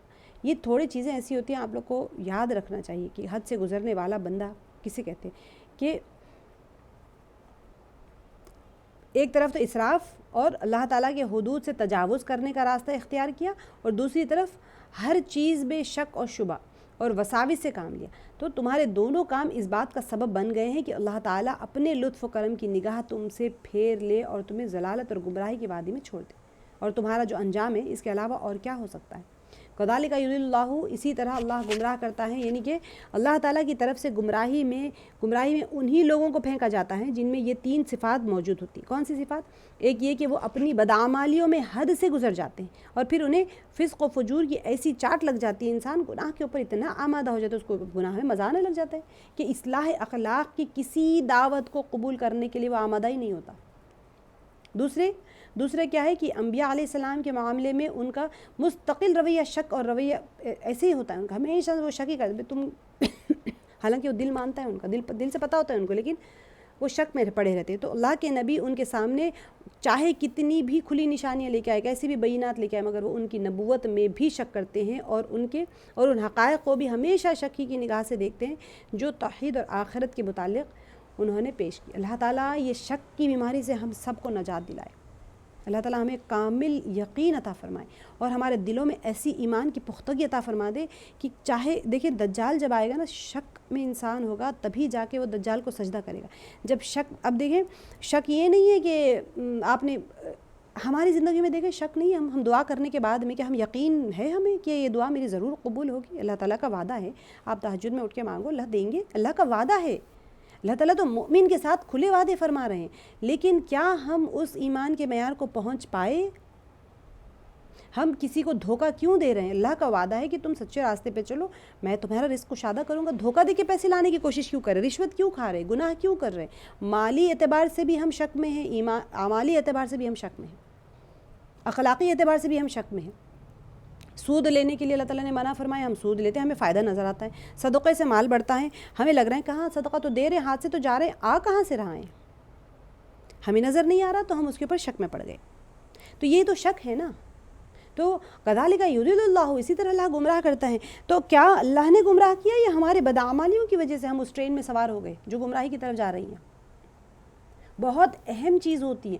آیات کے اندر اتنی گہری نکات ہوتی ہیں کہ ہمیں وہ چیز کو مضبوطی سے پکڑنا ہے, اور وہ ہمارے دعاؤں کا زیور بنانا ہے, اس چیز سے نجات مانگنا ہے کہ اللہ شک سے ہمارے دلوں سے شک کو نکال دیجیے، یقین ایسا پختہ عطا کیجیے کہ ہم آپ سے لینے والے بن جائیں۔ اللہ سے لینے والا بندہ ہی تو لے گا نا، شک والا بندہ کیسے لے گا بتائیے؟ خود ہمیں دعاؤں پہ اپنے شک ہوتا ہے کہ پتہ نہیں ہماری دعا کو، میں تو بڑی گنہگار ہوں، میری تو دعا قبول ہی نہیں ہوگی، میری تو کبھی قبول ہی نہیں ہوتی ہے، بس ختم، اسٹامپ لگا دیا اپنی دعاؤں پہ۔ اچھا خود بہت نیک ہوں گے، اپنے آپ کو مان لیں گے اب گنہگار، کسی کی دعا ارے بھائی وہ اتنی گنہگار، اس سے کہاں سے دعا قبول ہے؟ وہ بڑے اعمال دیکھو، اس کے اعمال کیسے، بڑی دعائیں کرتے پھرتی ہے تسبیح لے کے ہاتھ میں، کہ اس کے دل چیر کے ہم نے دیکھا ہے کہ اس کے دل میں کیا ہے۔ شک بہت ایسی چیز ہے، اس سے ہمیشہ انسان کو دعا کرنا ہے، اللہ ہمیں کامل یقین عطا فرمائیے جس سے ہم آپ سے لینے والے بن جائیں۔ یہ شک کی وجہ سے تو برباد ہو رہا ہے نا سب کچھ آج، وہ پچھلی زمانوں میں بھی، ہر زمانے میں بھی یہی ہوا تھا۔ اور تیسرا کیا ہے کہ وہ کتاب اللہ کی آیات پر جتنے بھی وہ اللہ سبحانہ و تعالیٰ کے جو وعدے ہیں اس کے اوپر غور کرنے کے بجائے وہ کیا کرتے تھے، کجی کرتے تھے اس کے اندر۔ غور و فکر، اللہ تعالیٰ کتنے آیات میں بتا رہے ہیں نا، غور و فکر کرنے والے، سورہ زمر میں تو اتنے بار آیا تھا، تدبر کرنے والے، فکر کرنے والے، غور و فکر، سبحان اللہ کتنی اہم عبادت ہے، سوچیں آپ، ایک لمحے کا تدبر کئی سالوں کی عبادت سے بہتر ہو جاتا ہے، کیونکہ جب انسان تدبر کرتا ہے، فکر کرتا ہے، تو پھر وہ اس کے ایمان کے اندر ایک جھنجھلاہٹ پیدا کرتی ہے کہ میں کہاں ہوں، میں کس ٹریک پہ چل رہا ہوں، کس ٹریک پہ چل رہی ہوں۔ اللہ تعالیٰ نے درخت بنائے، بھئی بیج روز گرتا ہے زمین میں سے، درخت اگتا ہے، بڑا ہو جاتا ہے، آپ کو آکسیجن مل رہی ہے، کاربن ڈائی آکسائڈ جا رہی ہے، وہ ایبزارب کر لیتا ہے، پھر اس کے اندر لکڑی کے اندر آگ چھپی ہوئی ہوتی ہے، وہ لکڑی سے آپ کیا کتنی چیزیں اللہ تعالیٰ خود بتا رہے ہیں، کیا ہم غور کر رہے ہیں اس کے اوپر؟ نہیں کر رہے ہیں۔ کیوں؟ کیونکہ سب سے بڑا ہتھیار جو شیطان کا ہے نا، وہ آپ کو ایسی بیکار واہیات چیزوں میں مشغول ہوتے ہیں، اور قرآن پاک کی مشغولی بھی ہوتی ہے، عبادت کی مشغولی ہوتی ہے، ذکر اذکار کی مشغولی ہوتی ہے، بیکار واہیات کاموں کی بھی ہوتی ہے۔ ایسی کاموں میں مشغول کر دینا کہ انسان کو غور و فکر سے روک دے۔ کبھی کبھی آپ سوچئے، شیطان جو ہے نا معلم الملائکہ ہے، وہ ملائکہ کو پڑھانے والا ہے، وہ پتہ ہے اس کو جب سے فرشتے عبادت کرتے ہیں، ہزاروں سال، بہت پرانے سال سے وہ عبادت کرتا ہے، اس کو پتہ ہے سارا چیزیں۔ آپ کو غور و فکر کرنے سے کہتے ہیں تسبیح پڑھتے بیٹھو ثواب ملے گا، کیا کر رہے ہو؟ ختم۔ نمازیں پڑھو، کیوں اتنی قرآن سنتے بیٹھے ہو؟ کوئی ضرورت نہیں تفسیر سننے کی، ابھی اتنی دیر میں تو تم 80 رکعت پڑھ سکتے ہو، اس کی اتنے ثواب ملے گا، وہ کیا پڑھاتے ہیں؟ ایسے ہی گفتگو ہو رہی ہے۔ رمضان میں خاص طور سے آمد رمضان کے اوپر تفسیر ترجمہ ضرور پڑھیں، ضرور سنیں، بجائے اس کے وہ کیا کرتے ہیں، تلاوت کرو، 10 قرآن ہو جائے گی، 25 قرآن ہو جائے گی، یہ کیوں سن رہے ہو بیٹھ کے؟ کیونکہ شیطان کا سب سے بڑا حربہ علم حاصل کرنے نہیں دیتا۔ میں نے آپ کو ہمیشہ بتایا تھا، ایک عالم سو رہا ہے، ایک عابد نماز پڑھ رہا ہے، وہ وہاں نہیں آئے گا۔ کیوں؟ کیونکہ اس کو پتہ ہوتا ہے کہ اگر یہ شیطان، اگر یہ بندہ غلطی کر دیا نماز میں، گمراہ کرنے کا، غلطی کروانے کے لیے تو آتا ہے نا، اگر اس نے غلطی کر دیا، وہ عالم نے اسے بتا دی، تو وہ ہمیشہ کے لیے اس غلطی سے بچ جائے گا۔ تو وہ عالم سے اتنا ڈرتا ہے، سوتے ہوئے عالم سے اتنا ڈرتا ہے کہ جاگتے ہوئے عابد سے نہیں ڈرتا۔ وہ عالم وہ نہیں ہوتا جو 10 سال پڑھ کے آئے مدرسے میں، عالم وہ ہوتا ہے جو آپ نے ایک چیز کا علم حاصل کر لیا، ایک باب کا مکمل، وضو کا آپ نے مکمل علم حاصل کر لیا، آپ وضو کے عالم بن گئے۔ عالم کیا مطلب ہوتا ہے؟ علم رکھنے والا، علم جاننے والا۔ تو ہر چیز کا علم حاصل کرنا چاہیے، ہمارے عبادات کا، ہمارے اخلاقیات کا، ہمارے اعمال کا، ہمارے معاشرے کا، ہمارے جتنے بھی ہم جس سوسائٹی میں رہتے ہیں، معاملات ہمارے کیسے ہونے چاہیے ایک دوسرے کے ساتھ میں۔ آپ سوچیں، ہم اپنی زندگی کا جائزہ لیں گے تو ہم زیرو پہ کھڑے ہیں، زیرو کتنا بڑا ہوتا ہے نا، اتنا بڑی ہماری زندگی ہے، اور اس کے بیچ میں ہم بیٹھے ہوئے ہیں، زیرو کے بیچ میں بیٹھے ہوئے ہیں۔ نکاح ہو جاتا ہے، کوئی علم نہیں ہے ہمیں، نہ نکاح کے بارے میں علم ہے، نہ طلاق کا علم ہے، نہ حقوق کا علم ہے، شوہر زوجین کا حقوق کیا ہے نہیں پتہ، بچے پیدا ہو جاتے ہیں، کچھ نہیں پتہ ہوتے ہیں بچوں کی تربیت کے بارے میں، اللہ کا کیا حکم ہے۔ میں یہ نہیں کہہ رہی ہوں کہ ڈاکٹر نے کیا کہا، ہمیں نہیں پتہ ہوتا ہے اس کا۔ ہمارے رشتے جڑ جاتے ہیں، شادی ہو کے بچی جاتی ہے سسرال میں، کچھ بھی نہیں پتہ ہوتا ہے۔ تو اللہ کا کیا حکم ہے، نبی صلی اللہ علیہ وسلم کے ذریعے سے کیا فرمایا گیا ہے، پردے کا کیا حکم ہے، کس کے ساتھ میں کتنا پردہ کرنا ہے، کیسے کرنا ہے، کیا کرنا ہے، کس کی خدمت۔ آج کل بہت اچھا ہے نا، ساس سسر کی خدمت کہاں لکھا ہے، کتنا اچھی دلیل ہے نا، سوچنے کی بات ہے، بہت اچھی دلیل، مجھ سے پوچھتے ہیں لوگ، یہ کب ہوا؟ مصروف ہو گئے ایسے بیکار چیزوں میں جس کا حکم ہی نہیں تھا۔ تو تیسرے، وہ اللہ تعالیٰ کی جو آیات ہے اس کے اوپر غور و فکر ہی کرنی نہیں دیتے، مشغول ہو گئے، تو کج روی اختیار کرنے سے بھی وہ گمراہی کے راستے پہ چلے گئے۔ نہ کسی آسمانی کتاب کی سند پر، بلکہ اول تا آخر صرف ضد اور ہردرمی ہی ان کی واحد بنیاد ہوتی ہے۔ یہ 3 عیوب جب کسی میں آ جائیں تو پھر وہ گمراہی کے راستے پر چل پڑا۔ اور اللہ تعالیٰ خود فرما رہے ہیں آیت میں، اتنی ڈرنے والی آیت ہے، کذالک یضل اللہ من ہوا مسرف مرتاب، شک کرنے والا اور حد سے بڑھنے والا۔ حد سے بڑھنے والوں کی ڈیٹیل بتائی جا رہی تھی۔ الذین، آگے کی آیت کر لیتے ہیں، الذین یجادلون فی آیات اللہ بغیر سلطان عطاہم، وہ لوگ جو جھگڑتے ہیں، الذین یجادلون، جدال کہتے ہیں آپسی جھگڑے کو، ٹھیک ہے، فی آیات اللہ، آیات میں، اللہ کی آیات میں، بغیر سلطان، بغیر کسی دلیل کے، عطاہم، آئی ان کے پاس، کبر مقتن عند اللہ، بڑا ہے، یعنی کبر مقتن، بڑا ہے ناراضگی میں، عند اللہ، اللہ کے، وعند الذین آمنوا، اور نزدیک ان لوگوں کے جو ایمان لائے، کذالک یتبع، اور اسی طرح مہر لگا دیتا ہے اللہ، یتبع اللہ، مہر لگا دیتا ہے اللہ تعالیٰ، علی کل قلب متکبر جبار۔ اب دیکھیں کیسی کیسی الفاظ استعمال ہو رہے ہیں، یہ آیات اتنی مطلب گہری آیات ہے کہ توحید، اللہ کے ساتھ ایمانیات کی آیات ہے نا یہ، کہ اللہ تعالیٰ کیا فرما رہے ہیں یہاں پر، دل تکبر کرنے والے اور جبار کے دلوں کے اوپر مہر لگا دی جاتی ہے کہ اور اللہ کی آیات میں جھگڑے کرتے ہیں بغیر اس کے کہ ان کے پاس کوئی سند یا دلیل آئی ہو، یہ رویہ اللہ اور ایمان لانے والے کے نزدیک سخت مبغوض ہے۔ اسی طرح اللہ ہر متکبر اور جبار کے دل پر ٹھپا لگا دیتے ہیں۔ کون کر رہے ہیں یہ جھگڑا، کون انکار کر رہے ہیں، ہے نا، مسرفن، ابھی اب ہم پیچھے کر کے مسرفن مرتاب، اس کی تشریح کرتے ہوئے یہاں پر ہے کہ وہ لوگ ہیں جو بغیر ایسی دلیل کے جو ان کے پاس آئی ہو اللہ کی آیات میں مجادلہ کرتے ہیں، یعنی جھگڑا کرتے ہیں، اپنی گفتگو میں کوئی عقلی اور نقلی واضح دلیل رکھے بغیر ہی خدا کی آیات میں وہ بینات کے مقابلے کرتے ہیں۔ اب دیکھیں عقلی دلیل کیا ہوتی ہے اور نقلی دلیل کیا ہوتی ہے۔ نقلی دلیل جو کتابیں ان کے پاس، اگر کوئی کتابیں اللہ تعالیٰ فرماتے ہیں نا، ہم نے سورہ بقرہ میں کہاں لکھا ہے، لے کے آؤ، کوئی سند ہے تمہارے پاس، سبحان اللہ، اگر اللہ تعالیٰ خود چیلنج کر رہے ہیں، اچھا تم لوگ ایسی بات کر رہے ہو، کہاں لکھا ہے تمہارے پاس، کوئی صحیفے ہے تمہارے پاس، کوئی سند ہے تمہیں کسی نے لکھ کے دیا ہے، لے کے آؤ، کہاں لکھا ہے۔ عقلی دلیل بھی اللہ تعالیٰ ہمیں بتاتے نا، عقلی دلیلیں تو اللہ تعالیٰ خود دیتے، سورج بنایا میں نے، دیکھو سورج تمہارے معبودوں کے پاس ہے اتنی طاقت، بنا سکتے تو بناؤ۔ اللہ تعالیٰ نے سورج بنانا تو بہت دور کی بات، حلقوم میں جان آ گئی، چلو واپس لوٹا کے دکھاؤ جسم میں، اگر تمہارے پاس طاقت ہے تو۔ کیسی، یعنی اللہ تعالیٰ تو سیدھا ہمیں جو پوچھتے ہیں سوال کیسا ہوتا ہے، سوچنے کی بات ہے نا۔ تو یہ لوگ کیا کرتے تھے، ان کے پاس میں کوئی عقلی دلیل بھی نہیں ہوتی تھی، نقلی دلیل بھی نہیں ہوتی تھی۔ نقلی مطلب نقل کی ہوئی کتابوں میں موجود، عقلی یعنی کہ آپ دماغ استعمال، یا تو تم عقل رکھو یا تو تم سند لے کے آؤ، دونوں بھی جب نہیں ہے تو پھر اللہ کی آیات میں کیسے جھگڑا کرتے ہو کہ اللہ کی طرف سے نہیں ہے۔ ان کو جھگڑا ہوتا تھا، وہ کس بات پہ جھگڑتے تھے کہ یاد اللہ کی طرف سے نہیں ہے، یہ تم نے من گھڑت بنا لی، یہ ایسے نہیں ہو۔ بلکہ آگے کی آیت میں آپ دیکھیں گے کہ فرعون نے کہا کہ اللہ ہے ہی نہیں، میں دیکھتا ہوں ذرا کوئی بڑی سی عمارت بنا لو، اسباب بنا لو، میں جا کے دیکھتا ہوں آسمانوں میں کہ موسیٰ علیہ السلام جس رب کی دعوت دے رہے وہ رب ہے بھی یا نہیں ہے، میں تو سوچتا ہوں کہ یہ جھوٹے ہے، کوئی رب وب ہے ہی نہیں، اعوذ باللہ۔ تو وہ فرما رہے ہیں کہ بغیر سلطان عطاہم، کہ ان کو کوئی آئی کیا ان کے پاس میں، بغیر کسی دلیل کے جو آئی ہو ان کے پاس، ہمارے پاس کیا دلیل ہے، قرآن پاک، جس میں واضح نشانیاں ہیں، جس میں واضح علامات ہیں، جس میں واضح کھلی نشانی اللہ تعالیٰ نے بتا دی ہے۔ کبورا مقتن، بڑی ناراضگی کی بات ہے، مقتن کہتے ہیں ناراضگی کی بات، کبورا بہت بڑی، عند اللہ، اللہ کے نزدیک، وعند الذین آمنوا، اور ان کے نزدیک بھی جو ایمان لائے۔ کون سی بات بڑی ہے، کون سی بات ناراضگی کی ہے، کہ کتنی بری بات ہے کہ حق کے مقابلے میں اس قسم کے بے بنیاد جھگڑے اور جدال اللہ کے نزدیک اور ان لوگوں کے نزدیک جو ایمان لا چکے ہیں ناراضگی کا سبب بنتے، کیونکہ جدال جو ہوتا ہے، جدال جھگڑے کو ہوتا ہے باطل باتوں کے اوپر اللہ کی آیات کے مقابلے میں بغیر کسی دلیل اور منطق کے۔ کیوں کر رہے ہیں لوگ؟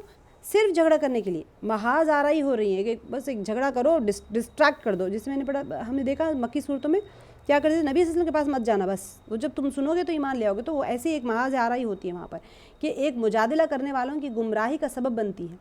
ہر انسان جب گمراہی کا سبب کیوں بنا، کیوں گمراہ ہوئے جو جھگڑا کر رہے وہ لوگ، کیونکہ وہ ایسی بے تکی باتوں کے اوپر جھگڑا کرتے ہیں، محاذ کھڑے کر دیتے ہیں۔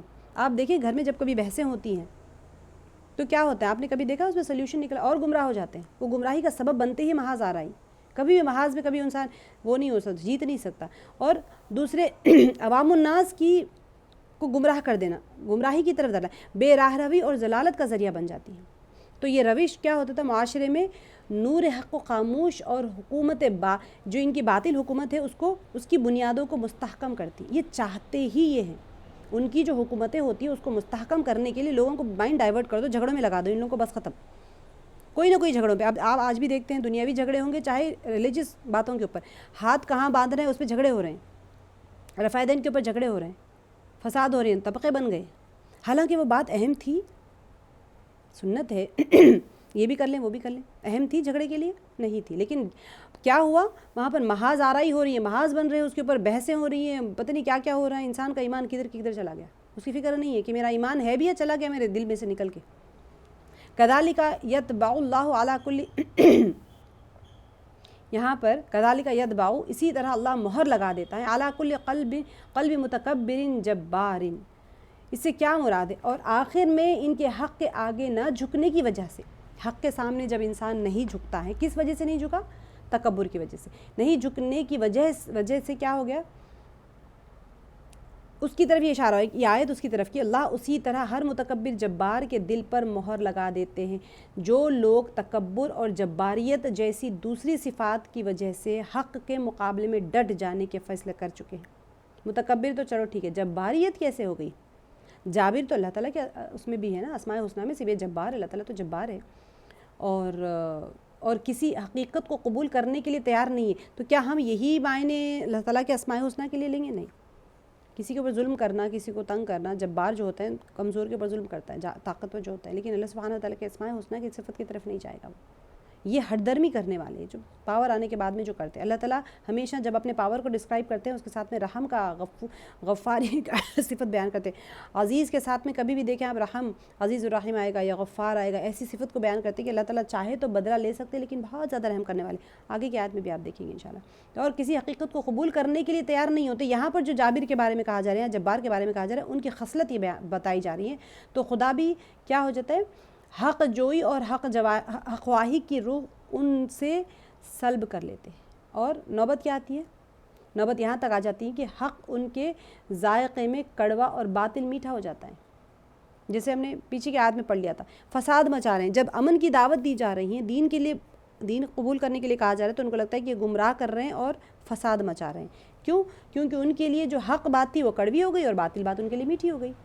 तो इन बयानात के ज़रिए से मोमिन आले फ़िरऔन ने जो कुछ करना था कर दिखाया। क्या करना था उनको? असल में मूसा अलैहिस्सलाम के कत्ल के जिन्होंने जो मंसूबे बनाए उससे रोकने का था उनको। तो अब बाद की आयत से मालूम होगा कि उन्होंने फ़िरऔन को जनाब मूसा अलैहिस्सलाम के कत्ल की तजवीज़ बल्कि फ़ैसले के बारे में बिल्कुल डामाडोल कर दिया, या कम अज़ कम इसे मुलतवी करवा दिया। तो क्या हुआ, इसे जो मुलतवी करवाया था, ये कत्ल का ख़तरा टल गया। और ये था कि इस होशियार जो ज़की इंसान है ना, ये जो मर्द मोमिन है, ये आले फ़िरऔन के, वो बहुत ही होशियार शुजा इंसान थे। और उनको ये पता था कि अगर मैं अपने ईमान को डिक्लेयर कर दूंगा तो फिर अब मेरी मौत बरहक है। लेकिन फिर भी उन्होंने अपनी ज़िंदगी को दाव पे लगा के ये नहीं सोचा कि मेरा, देखिए मरने वाला अकेला नहीं मरता, हमेशा उसके इतराफ़ में बहुत सारे लोग होते हैं, उसकी फ़ैमिली होती है, सब कुछ होता है। लेकिन जब इंसान हक़ रास्ते को इख्तियार कर लेता है ना, तो फिर वो अल्लाह ताला उसके दिल में ऐसी मजबूती डाल देते हैं, जिससे कि बाद की आयत से मालूम होगा कि इससे उनकी जान भी ख़तरे में पड़ गई थी, इसका भी अंदेशा था। कदालिका यतबअल्लाहु अला कुल्लि क़ल्बि मुतकब्बिरिन जब्बार से एक और भी आता है कि किसी के दिल पर ठप्पा बिला वजह नहीं लगा दिया जाता है। ये लानत की मोहर सिर्फ़ उसी के दिल पर लगाई जाती है जिसमें तकब्बुर और जब्बारियत की हवा भड़क चुकी है। तकब्बुर से मुराद क्या है कि आदमी का झूठा, जिसकी बिना पर कोई इंसान ऐसा हो, झूठा इंसान होता है, उसकी फितरती खसलती झूठी हो गई, उसकी बिना पर हक़ के आगे सर झुकाने को अपनी हैसियत से गिरी हुई बात समझता है इंसान।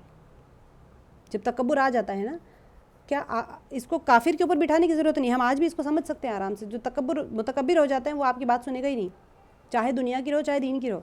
वो समझते हैं मैं क्यों झुकूँ इनके सामने, मेरा तो अकड़ा हुआ सर, इनकी बात सुनने के लिए मुझे झुकना पड़ेगा, इनकी मानना पड़ेगा, मैं नहीं मानूंगा। तो जब्बारियत क्या होती है? जब्बारियत से मुराद खल्क़े खुदा पर जुल्म है, कोई अल्लाह की मखलूक है उसके ऊपर जुल्म करना है, जिसकी खुली छूट हासिल करने के लिए आदमी शरीयत इलाहिया की पाबंदियाँ कबूल करने से भागता है ना। अल्लाह ताला की जो शरीयत है उसको अगर आप मानेंगे तो फिर छूट कहाँ मिलेगी आपको? आप तो बंध गए शरीयत की रस्सियों में। आपने थप्पड़ मार सकते हैं, आपको बड़ा पावर है, किसी ने आपको तंग किया, रख के दे दो एक खींच के, नहीं मारते आप। क्यों नहीं मानने की वजह यह है कि आप जो है शरीयत की रस्सियों में बंधे हुए हैं। अल्लाह का हुक्म है तो नहीं, माफ़ करने का हुक्म है माफ़ कर दें। जो मतलब कोई चीज़ जो आपके इख्तियार में है आप कर सकते हैं, तंग कर सकते हैं तो कर नहीं करते, लेकिन क्योंकि अल्लाह ने वहाँ पर हदें बांध के रखी हुई तो आप उसको क्रॉस नहीं करते।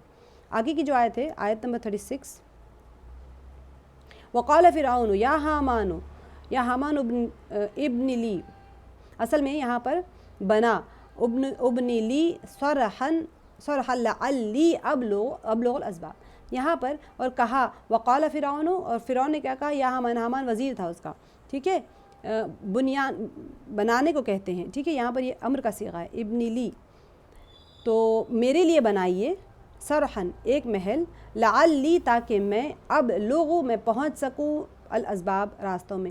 فرعون نے کہا کہ اے حامان میرے لیے ایک بلند عمارت بنا تاکہ میں راستوں تک پہنچ سکوں۔ اب یہ کیوں کیا، یہ بڑی اچھی اس کی مفسرین نے بہت اچھی اس کی ایکسپلینیشن دیا تھا۔ میں بھی سوچ رہی تھی جب میں پڑھ رہی تھی کہ بھئی اتنا بیوقوف تو تھا نہیں کہ بھئی آسمان میں جا کے دیکھوں میں۔ اچھا یہ جو آیت ہے اس کے اوپر بہت سارے لوگوں نے کہا کہ پورٹل سسٹم کو بھی ڈسکرائب کیا ہے، اسباب جو ہوتے ہیں کہ آسمانوں میں راستے بنانا، تو کچھ اس زمانے میں تھی ان کے پاس ایسی چیزیں جو باہر جا سکتے تھے، ارتھ کے باہر جاتے تھے، پورٹل سسٹم کو بہت ٹیکنیکلی بہت کچھ اس کو ڈسکرائب کیا، لیکن آیت آگے کی آیت میں اس کی وضاحت مل بھی جاتی ہے۔ صرحن جو کہا گیا ہے اس کی وضاحت سے سمجھ سکتے ہیں کہ جو لغوی معنی جو ہم لیتے ہیں لغت کے اعتبار سے، اسباب کہتے ہیں راستوں کو۔ ہم نے ان کے لیے بھی پڑھا تھا، ذوالقرنین کے لیے بھی پڑھا تھا، ذوالقرنین کہ وہاں پر ان کو اللہ تعالیٰ نے ان کو سبب دیا تھا تاکہ وہ مشرق اور مغرب کی طرف سفر کر کے گئے تھے، تو اسی طرف سے اسباب یہاں پر بھی دیا گیا ہے کہ راستوں کا۔ ممکن ہے کہ ترجمے ہو بھی سکتا ہے کہ آگے جا کے کوئی ٹیکنالوجی اس سے ظاہر ہو جائے، واللہ اعلم۔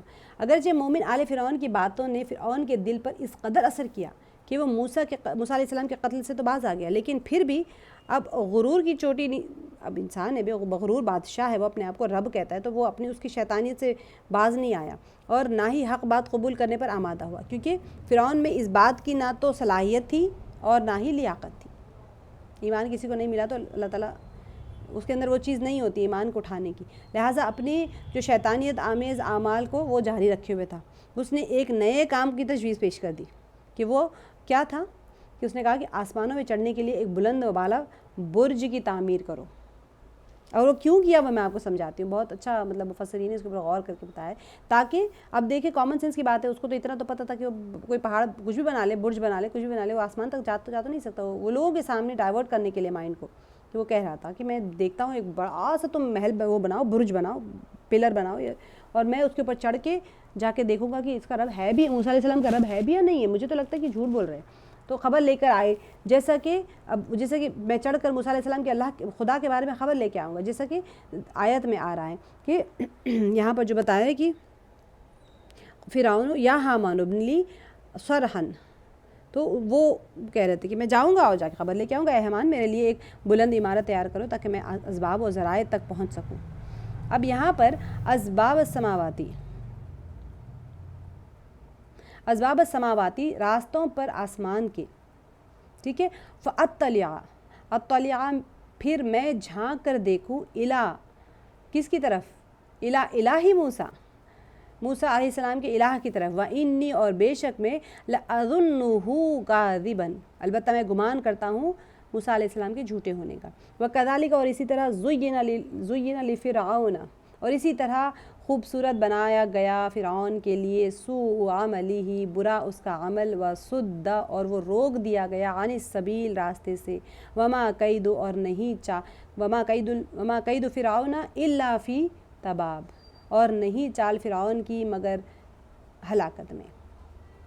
اب یہاں پر ایک ٹیکنیکل بات بھی بتائی جا رہی ہیں اور ایکسپلینیشن میں بھی بہت اچھا ہے، تھوڑا سا کیا کریں لوگ ہیں، آسمانوں کے راستوں تک جانے کا اس نے ارادہ کیا اور موسیٰ کے خدا کو جھانک کر دیکھوں، مجھے تو یہ موسیٰ علیہ السلام جھوٹے ہی معلوم ہوتے ہیں۔ اس طرح فرعون کے لیے اس کی بدعملی خوشتباں بنا دی گئی اور وہ راہ راست سے روک دیا گیا۔ اللہ تعالیٰ سے دعا کرنا چاہیے کہ زینہ جو ہوتا ہے نا، مزین کرنا، خوبصورت بنانا، برے اعمال کو خوبصورت بنا کے پیش کیا جانا، یہ سزا ہے۔ اللہ ہم نہیں، کبھی کبھی انسان کے بدعمالیوں کی حد اتنی بڑھ جاتی ہیں کہ پھر وہ برے اعمال کو اچھا سمجھ کے کرنے لگتا ہے، حالانکہ اللہ تعالیٰ اس کو پیش نہیں کرتے برے اعمال کو اچھا کر کے، لیکن ایک تنبیہ ہے یہ کہ انسان کبھی تو باز آ جائے۔ تو وہ روک دیا گیا عن السبیل، نیکی کے راستے سے وہ روک دیا گیا یہ فرعون، کیوں؟ ایسے تو نہیں نا، اس نے کیا دیکھیں، اسباب و ذرائع جو مجھے آسمانوں تک لے جائیں تاکہ میں موسیٰ علیہ السلام کے خدا سے باخبر ہو جاؤں۔ اب اس قسم کے برے اعمال فرعون کے نظر میں مزین کر دیے گئے تھے اور انہوں نے اسے راہ حق سے روک دیا. انسان کے برے اعمال اس کو راہ حق پہ چلنے سے روک دیتے ہیں. اسی لیے انسان کو محاسبہ کرنا چاہیے اپنا خود کا، اس سے پہلے کہ ہمارا حساب لیا جائے ہم اپنے آپ کا حساب لیتے رہنا چاہیے کہ ہم کر کیا رہے ہیں. لیکن فرعون کی سازش اور چالوں کا انجام نقصان اور تباہی کے سوا کچھ نہیں تھا. وما کید فرعون الا، یہ جو اللہ تعالیٰ فرما رہے ہیں کہ اور نہیں تھی فرعون کی چال مگر تباہی ہی میں. یہ آیت میں آپ کو کر کے روک دیتی ہوں. میرا تو اتنا جگرا نہیں تھا بھائی یہ آیتیں پڑھ کے اللہ تعالیٰ ہم سب کو ہدایت دے. اور چھوٹی چھوٹی آیت، چھوٹا چھوٹا لفظ ہوتا ہے لیکن ایسی ضرب لگتی ہے سینے کے اوپر کہ ہمیں اندازہ ہی نہیں ہوتا ہم کر کیا رہے ہیں زندگی میں. ہم تو اتنے مصروف ہو گئے نا. اللہ تعالیٰ ہماری مصروفیت کو، مشغولیت کو حق کے راستے میں لے جائے اور ہمیں پتہ ہی نہیں چلتا کہ ہمارا کون سا گناہ مزین کر کے ہمارے اوپر تھوپ دیا گیا اور ہم راہ حق سے کب دور ہو گئے، پتہ نہیں چلتا نا انسان کا. تو اللہ تعالیٰ کا شیطان نے ایسے گمراہی کہ ہمارے آنکھوں میں پٹیاں ڈال کے رکھی ہوئی ہیں. صرف وہ پٹیاں ہٹانے کی ایک ہی صورت ہے اور وہ ہے قرآن پاک. جب یہ ہم قرآن پاک کی آیات پڑھتے ہیں یہ سینے کے اوپر سے، دل کے اوپر سے تمام غفلت کے پردے ہٹاتا چلا جاتا ہے. اس طرح ہٹا دیتا ہے کہ ہمارے ہر انسان کے دل میں ایک نور ہوتا ہے، ایمانی نور، وہ ٹمٹمانا شروع ہو جاتا ہے. کہیں ہمارے گناہوں کے اوپر بلینکٹس ہمارے گناہ پڑ جاتے ہیں، وہ کہیں ٹمٹماتا وہ نور دب جاتا ہے اندر. جیسے جیسے یہ پردے کھلتے ہیں نا گندگیوں کے اور بدعمالیوں کے اور ہمارے جو اعمال کی نحوستیں ہوتی ہیں اور اس کی وجہ سے جو ہمارے قلب کے اوپر پردے پڑ گئے، جب وہ ہٹنا شروع ہوتے ہیں نا تو یہ نور ایمانی چمکنا شروع ہوتا ہے. اللہ تعالیٰ ہم سب کے ایمان کو ایسے ہی چمکائے اور ہمیں اللہ تعالیٰ دوسروں کے لیے ہدایت کے چراغ بنائے. اللہ تعالیٰ اگر ایک ہوتا ہے نا انسان کے پاس زیادہ لا ہوتی ہیں، چھوٹی سی کا اتنا سا نور ہوگا تو ہم ہی اس سے فائدہ نہیں اٹھا سکتے. جیسے جیسے وہ لا بڑھتی چلی جاتی ہے ایمان کی تو پھر وہ آپ اپنے آپ کو بھی روشن کر سکتے اور دوسروں کی روشنی کا ذریعہ بنتے ہیں. پھر وہ دوسرے لوگ آ کے آپ کے ذریعے سے آپ کے پاس سے اپنی اپنی موم بتی جلا کے جائیں گے. تو اللہ تعالیٰ ہمیں دوسروں کی ہدایت کا ذریعہ بنائے، یہ نہیں کہ صرف ہم اپنے لیے ہی ہو جائیں. تو سب سے پہلی چیز جو یہاں پر نظر آتی ہے نا وہ یہ ہے کہ آخر اس کام سے فرعون کا مقصد کیا تھا. سوچنے والی بات ہے نا، بیوقوف تو تھا نہیں، وہ پوری کی پوری ایوان تھی اس کے پاس میں کہ وہ واقعاً اس حد تک احمق تھا کہ گمان کرنے لگا کہ موسیٰ علیہ السلام کا خدا آسمانوں میں، اور بالفرض اگر آسمان میں ہو بھی تو آسمان سے باتیں کرنے والے پہاڑ جو اتنے بڑے بڑے پہاڑ ہیں وہ اس عمارت کے بنانے کی کیا ضرورت تھی جو پہاڑوں کی اس سے پہاڑوں سے تو اونچا نہیں جا سکتا نا. وہ تو بالکل پہاڑوں کے سامنے تو ناچیز ہے. تو اور کیا اس طرح سے وہ آسمان تک پہنچ سکتا ہے؟ یہ تو کامن سینس کی بات ہے کہ اتنا بیوقوف تو تھا نہیں. تو یہ بات تو بہت ہی مطلب ایسا لگتا ہے کہ بیوقوفی ممکن ہی نہیں ہے اس طرح. تو کیونکہ فرعون جو ہے مغرور اور متکبر ہونے کے باوجود سمجھدار اور سیاستدان شخص تھا. تو ضرور اب کیوں اس نے قتل کرنے کے لیے کہا تھا موسیٰ علیہ السلام کا؟ وہ اچھا ریزن کیا دیا؟ تو تمہارے دین کو بدل دے گا، یہاں پر فساد. حالانکہ ان کو فرعون کو کیا تھا کہ میرا پاور نہ جائے یہاں سے، لوگ مجھے خدا مانتے، میرے غلامی کرتے، یہ لوگ سب میرے پاور میں سے نکل جائیں گے. ان کو لوگوں کو بیوقوف بنانے کہہ دیا کہ تمہارا دین پلٹ جائے گا. وہ لوگ کو تو ایسے ہی بہکایا جاتا ہے نا لوگوں کو. تو یہ بات تو بہت ہی عجیب لگتی ہے نا کہ وہ ایسا تو نہیں ہو سکتا، اتنا بیوقوف تو نہیں ہو سکتا. تو پھر وہ کیا کیوں اس نے؟ تو اس کی چند وجوہات بتائی گئی کہ وہ یہ جو شیطانی حرکت ہے اس کی کیا وجہ ہے. تو ایک تو وہ یہ بتایا کہ وہ چاہتا تھا کہ لوگوں کی فکر کو مصروف رکھے. آپ سمجھنے کی کوشش کریں جب شیطانیت حاوی ہوتی ہے نا تو وہ کس کس اینگل سے حاوی ہوتی ہے. سب سے پہلے کیا ہوتا ہے انسان کو مصروف، اس کی فکروں کو مصروف رکھنے کے لیے کہ موسیٰ علیہ السلام کی نبوت اور بنی اسرائیل کے قیام کے مسئلے سے ان کی توجہ ہٹانے کے لیے. اب موسیٰ علیہ السلام دعوت دے رہے ہیں دین کی، لوگ ان کی بات سننے لگیں گے تو اب کوئی نئی چیز کرو، ایسی بلڈنگ بن رہی ہے سب کا دماغ ادھر ہی چلا گیا. ہوتا ہے نا، ہم نیوز چینلز پہ دیکھتے ہیں کچھ ایسا ایک نئی چیز کریٹ کر لو کہ سب کا دماغ ادھر چل جائے، اصل چیز سے پھر جائے. اصل چیز کیا تھی؟ جو وہ جادوگر کو لا کے بڑا سا ایک میدان میں جو جادوگروں نے لکڑیاں پھینکی تھی اور موسیٰ علیہ السلام کے آسانے وہ نکل گئی تھی. فرعون کی تو بڑی بہار ہو گئی تھی وہاں پر. لوگ اب وہاں پر سوچنے لگے تھے کہ فرعون تو غلط ہے، موسیٰ علیہ السلام تو صحیح ہے.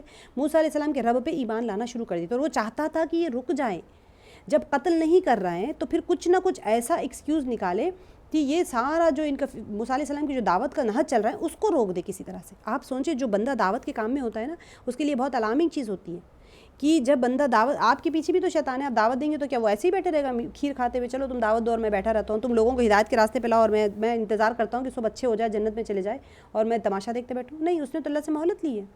تو جو لوگ دعوت کا کام کرتے ہیں ان کے لیے سب سے اہم چیز یہ ہوتی ہے دعا بہت اہم چیز ہوتی ہے. دعا کی جب آپ نے ہتھیار چھوڑ دیا تو آپ کے ہاتھ سے کام گیا دعوت کا.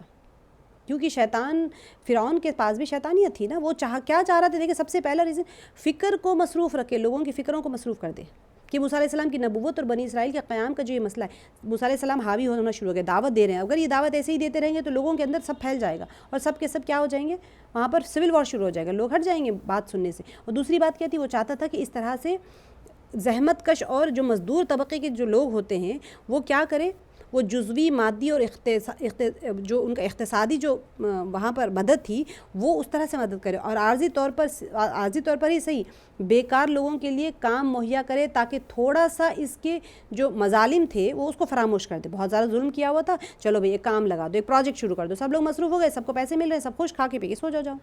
سوچنا ہی نہیں کہ موسیٰ علیہ السلام کس چیز کی دعوت دے رہے ہیں. تو ہم اس چیز کو غور کریں. ہمارا زندگی ایسی نہیں ہو گئی، نوکری کرتے ہیں، آتے ہیں، کھانا کھاتے ہیں، بچوں کو اسکول، یہ ہمیں فکسڈ شیڈیول میں آ گئے ہیں. آپ دیکھیں گھڑی جب چلتی ہے نا، آپ کبھی اس کا کھول کے دیکھیں ڈائل، پیچھے اتنے کبھی نیٹ کے اوپر دیکھ لیجیے گا یوٹیوب کے کہ رسٹ واچ ہی کیسے چلتی ہے. چھوٹی ہماری رسٹ واچ ہوتی ہے نا، اس کے پیچھے کی فنکشنالٹی دیکھیں، بہت سارے وہاں پر لیورز ہوتے ہیں. لیور پتہ ہے اس میں کٹس بنے ہوتے ہیں، اور وہ لیور ایک دوسرے سے اتنے سب ایک دوسرے سے کنیکٹڈ ہوتے ہیں اور سب گھوم رہے ہوتے ہیں. ایک بھی لیور وہاں سے رکا تو گھڑی رک جائے گی آپ کی. ہماری زندگی ایسے ہی لیورز میں فکس ہو کے رہ گئی، سب گھوم رہے ہیں اپنی اپنی جگہ پر، اور وہ گھڑی ایسے ایسے ٹائم گزر رہا ہے، وہاں پر کانٹے گھوم رہے ہیں. وہ ایک کانٹا 2 کانٹے اوپر گھمانے کے لیے نیچے بہت سارے لیورز ہیں جو گھوم رہے ہیں وہاں پر، سیکنڈز کا، منٹس کا، آورز کا. پھر بہت ساری گھڑیوں میں ٹائم ہوتا ہے نا، وہ ڈیٹس بھی چینج ہو رہے ہیں، منتھس بھی چینج ہو رہے ہیں، ڈے بھی چینج، دن اور تاریخ بھی بدل رہے ہیں، سارے ہوتے ہیں گھڑیوں کے فنکشنز. تو یہ ہم بھی ایسے ہی لیور کے گچی میں پھنس کے رہ گئے اور ہمیں نہیں اندازہ ہو رہا ہے کہ وقت چلا جا رہا ہے، ایک دن ملک الموت آ جائیں گے، چلو بھائی ہو گیا ٹائم. تو فرعون بھی یہی کر رہا تھا. شیطانیت کا سب سے بڑا جال ہے یہ جو ان آیتوں کے ذریعے سے دکھایا جا رہا ہے کہ وہ ایک تو لوگوں کو مصروف کرنا چاہتا تھا، اور ایسے ہی ان کو ایسے کام میں مصروف کر دو کہ وہ اپنی ضروریات کو پوری کرے اور کھا کے پی کے جا کے سو جائے، کسی چیز پہ غور نہ کرے. فرعون کے لیے تو صاف ظاہر تھا کہ اس کی عمارت جتنی بھی بلند ہو چند 100 میٹر سے زیادہ تو اونچی ہو نہیں سکتی، جبکہ آسمان سے اس سے کئی گنا زیادہ بلند اونچے تھے. آسمان تو بہت اونچے تھے، اس کے نیچے پہاڑ تھے، کچھ بھی نہیں ہو سکتا تھا، اس کو پتہ تھا سارا، لیکن صرف منصوبہ بندی کے تحت وہ بنا رہا تھا. یہ بات بھی قابل توجہ ہے کہ فرعون نے یہ بات کر کے اصل میں موسیٰ علیہ السلام کے مقابلے سے ایک قسم کی ایک پسپائی اختیار کی، جبکہ اس نے کہا کہ میں موسیٰ علیہ السلام کے خدا کے بارے میں تحقیق کرنا چاہتا ہوں. اچھا، وہ یہ جو نا فَأَطَّلِعَ جو آیت پہ کہا جا رہا ہے یہاں پر کہ فَأَطَّلِعَ إِلَىٰ إِلَٰهِ موسیٰ، پھر میں جھانک کر موسیٰ علیہ السلام کے معبود کی طرف دیکھنا چاہتا ہوں. وَإِنِّي لَأَظُنُّهُ كَاذِبًا، اب وہ پلاننگ کر لیا تھا، میں بنا لوں گا عمارت اور ایک تیر ماروں گا اور کہہ دوں گا کہ کوئی ہے ہی نہیں، موسیٰ علیہ السلام تو جھوٹ بول رہے ہیں. لوگوں کا جو یقین موسیٰ علیہ السلام کی طرف پلٹ رہا ہے اس کو پھیر دیں. وَكَذَلِكَ زُيِّنَ لِفِرْعَوْنَ، تو اللہ تعالیٰ نے فرما دیا کہ اسی وجہ سے، ایسے ہی کام کرنے کی وجہ سے، اس کے سے متکبرانہ عمل کی وجہ سے پھر کیا ہوا تھا، اس کا نتیجہ کیا ہوا تھا. اللہ تعالیٰ بیان فرما رہے ہیں کہ جو راہ حق سے گمراہی کی صورت میں نکلا، کہ تیسرے مرحلے میں اس کے منصوبوں کی ناکامی کا اعلان کرتا ہے. گویا کہ 3 مختصر سے جملوں میں 3 جامع مطالب ہیں. یقیناً اس قوم کی سیاست بازی مختصر سے عرصے کے لیے تو مؤثر ہو سکتی ہے، لیکن کیا ہو جائے گا، زیادہ دیر تو چلے گی نہیں. یہ سارے پلاننگز کتنی دیر چل سکتے ہیں؟ حق چھپ نہیں سکتا، حق تو سورج کی طرح روشن ہوتا ہے. تو بعض روایت میں ہے کہ وہ جو حامان وہ اتنا لمبا جو برج بنایا تھا نا، اس کے لیے اتنا اونچا تھا کہ اس کے اوپر ایک بہت زیادہ تیز ہوائیں چلنے لگی. لوگ کام کرنے والا کہنے لگے ہمارے لیے تو بہت مشکل ہو رہا ہے، ہم اتنی اوپر جا کے، ہوا بہت تیز ہے، ہم بنا نہیں سکتے. تو اس کی تعمیر کو تھوڑا ہی عرصہ گزرا تھا کہ ایسی زبردست تیز و تند ہوا چلی کہ جس نے اسے بالکل ختم کر دیا، وہ جو بنایا تھا. تو معلوم ہو گیا کہ فرعون کی تمام طاقت اور قدرت جو ہے، قدرت نمائی جو وہ کرتا تھا، ایک جھونکے کو بھی اللہ تعالیٰ نے ہوائیں چلائی، وہ سب ختم ہو گیا. تو یہ جو اس کے اندر ہے کہ اس نے کیا حرکت کی تھی، اس کے دل میں کیا تھا، وہ اللہ تعالیٰ جانتے ہیں. اسی لیے اللہ تعالیٰ نے کہہ دیا وَكَذَلِكَ زُيِّنَ لِفِرْعَوْنَ سُوءُ عَمَلِهِ، اس نے برے عمل کیا اور برے عمل نیت کے ساتھ میں، منصوبہ بندی کے ساتھ میں کیا تھا. تو اس کے لیے کیا کر دیا تھا، صُدَّ عَنِ السَّبِيلِ، تو وہ روکا گیا سیدھے راستے سے. وَمَا كَيْدُ فِرْعَوْنَ إِلَّا فِي تَبَابٍ، اور نہیں تھی فرعون کی چال مگر تباہی میں. بنایا سب کچھ لیکن سب ختم ہو گیا. تو کلاس آج ہماری بڑھ گئی تھی. اللہ تعالیٰ کل کی کلاس کا کمپنسیشن تو نہیں کر سکتی ہوں کہ ایک کلاس کا فوت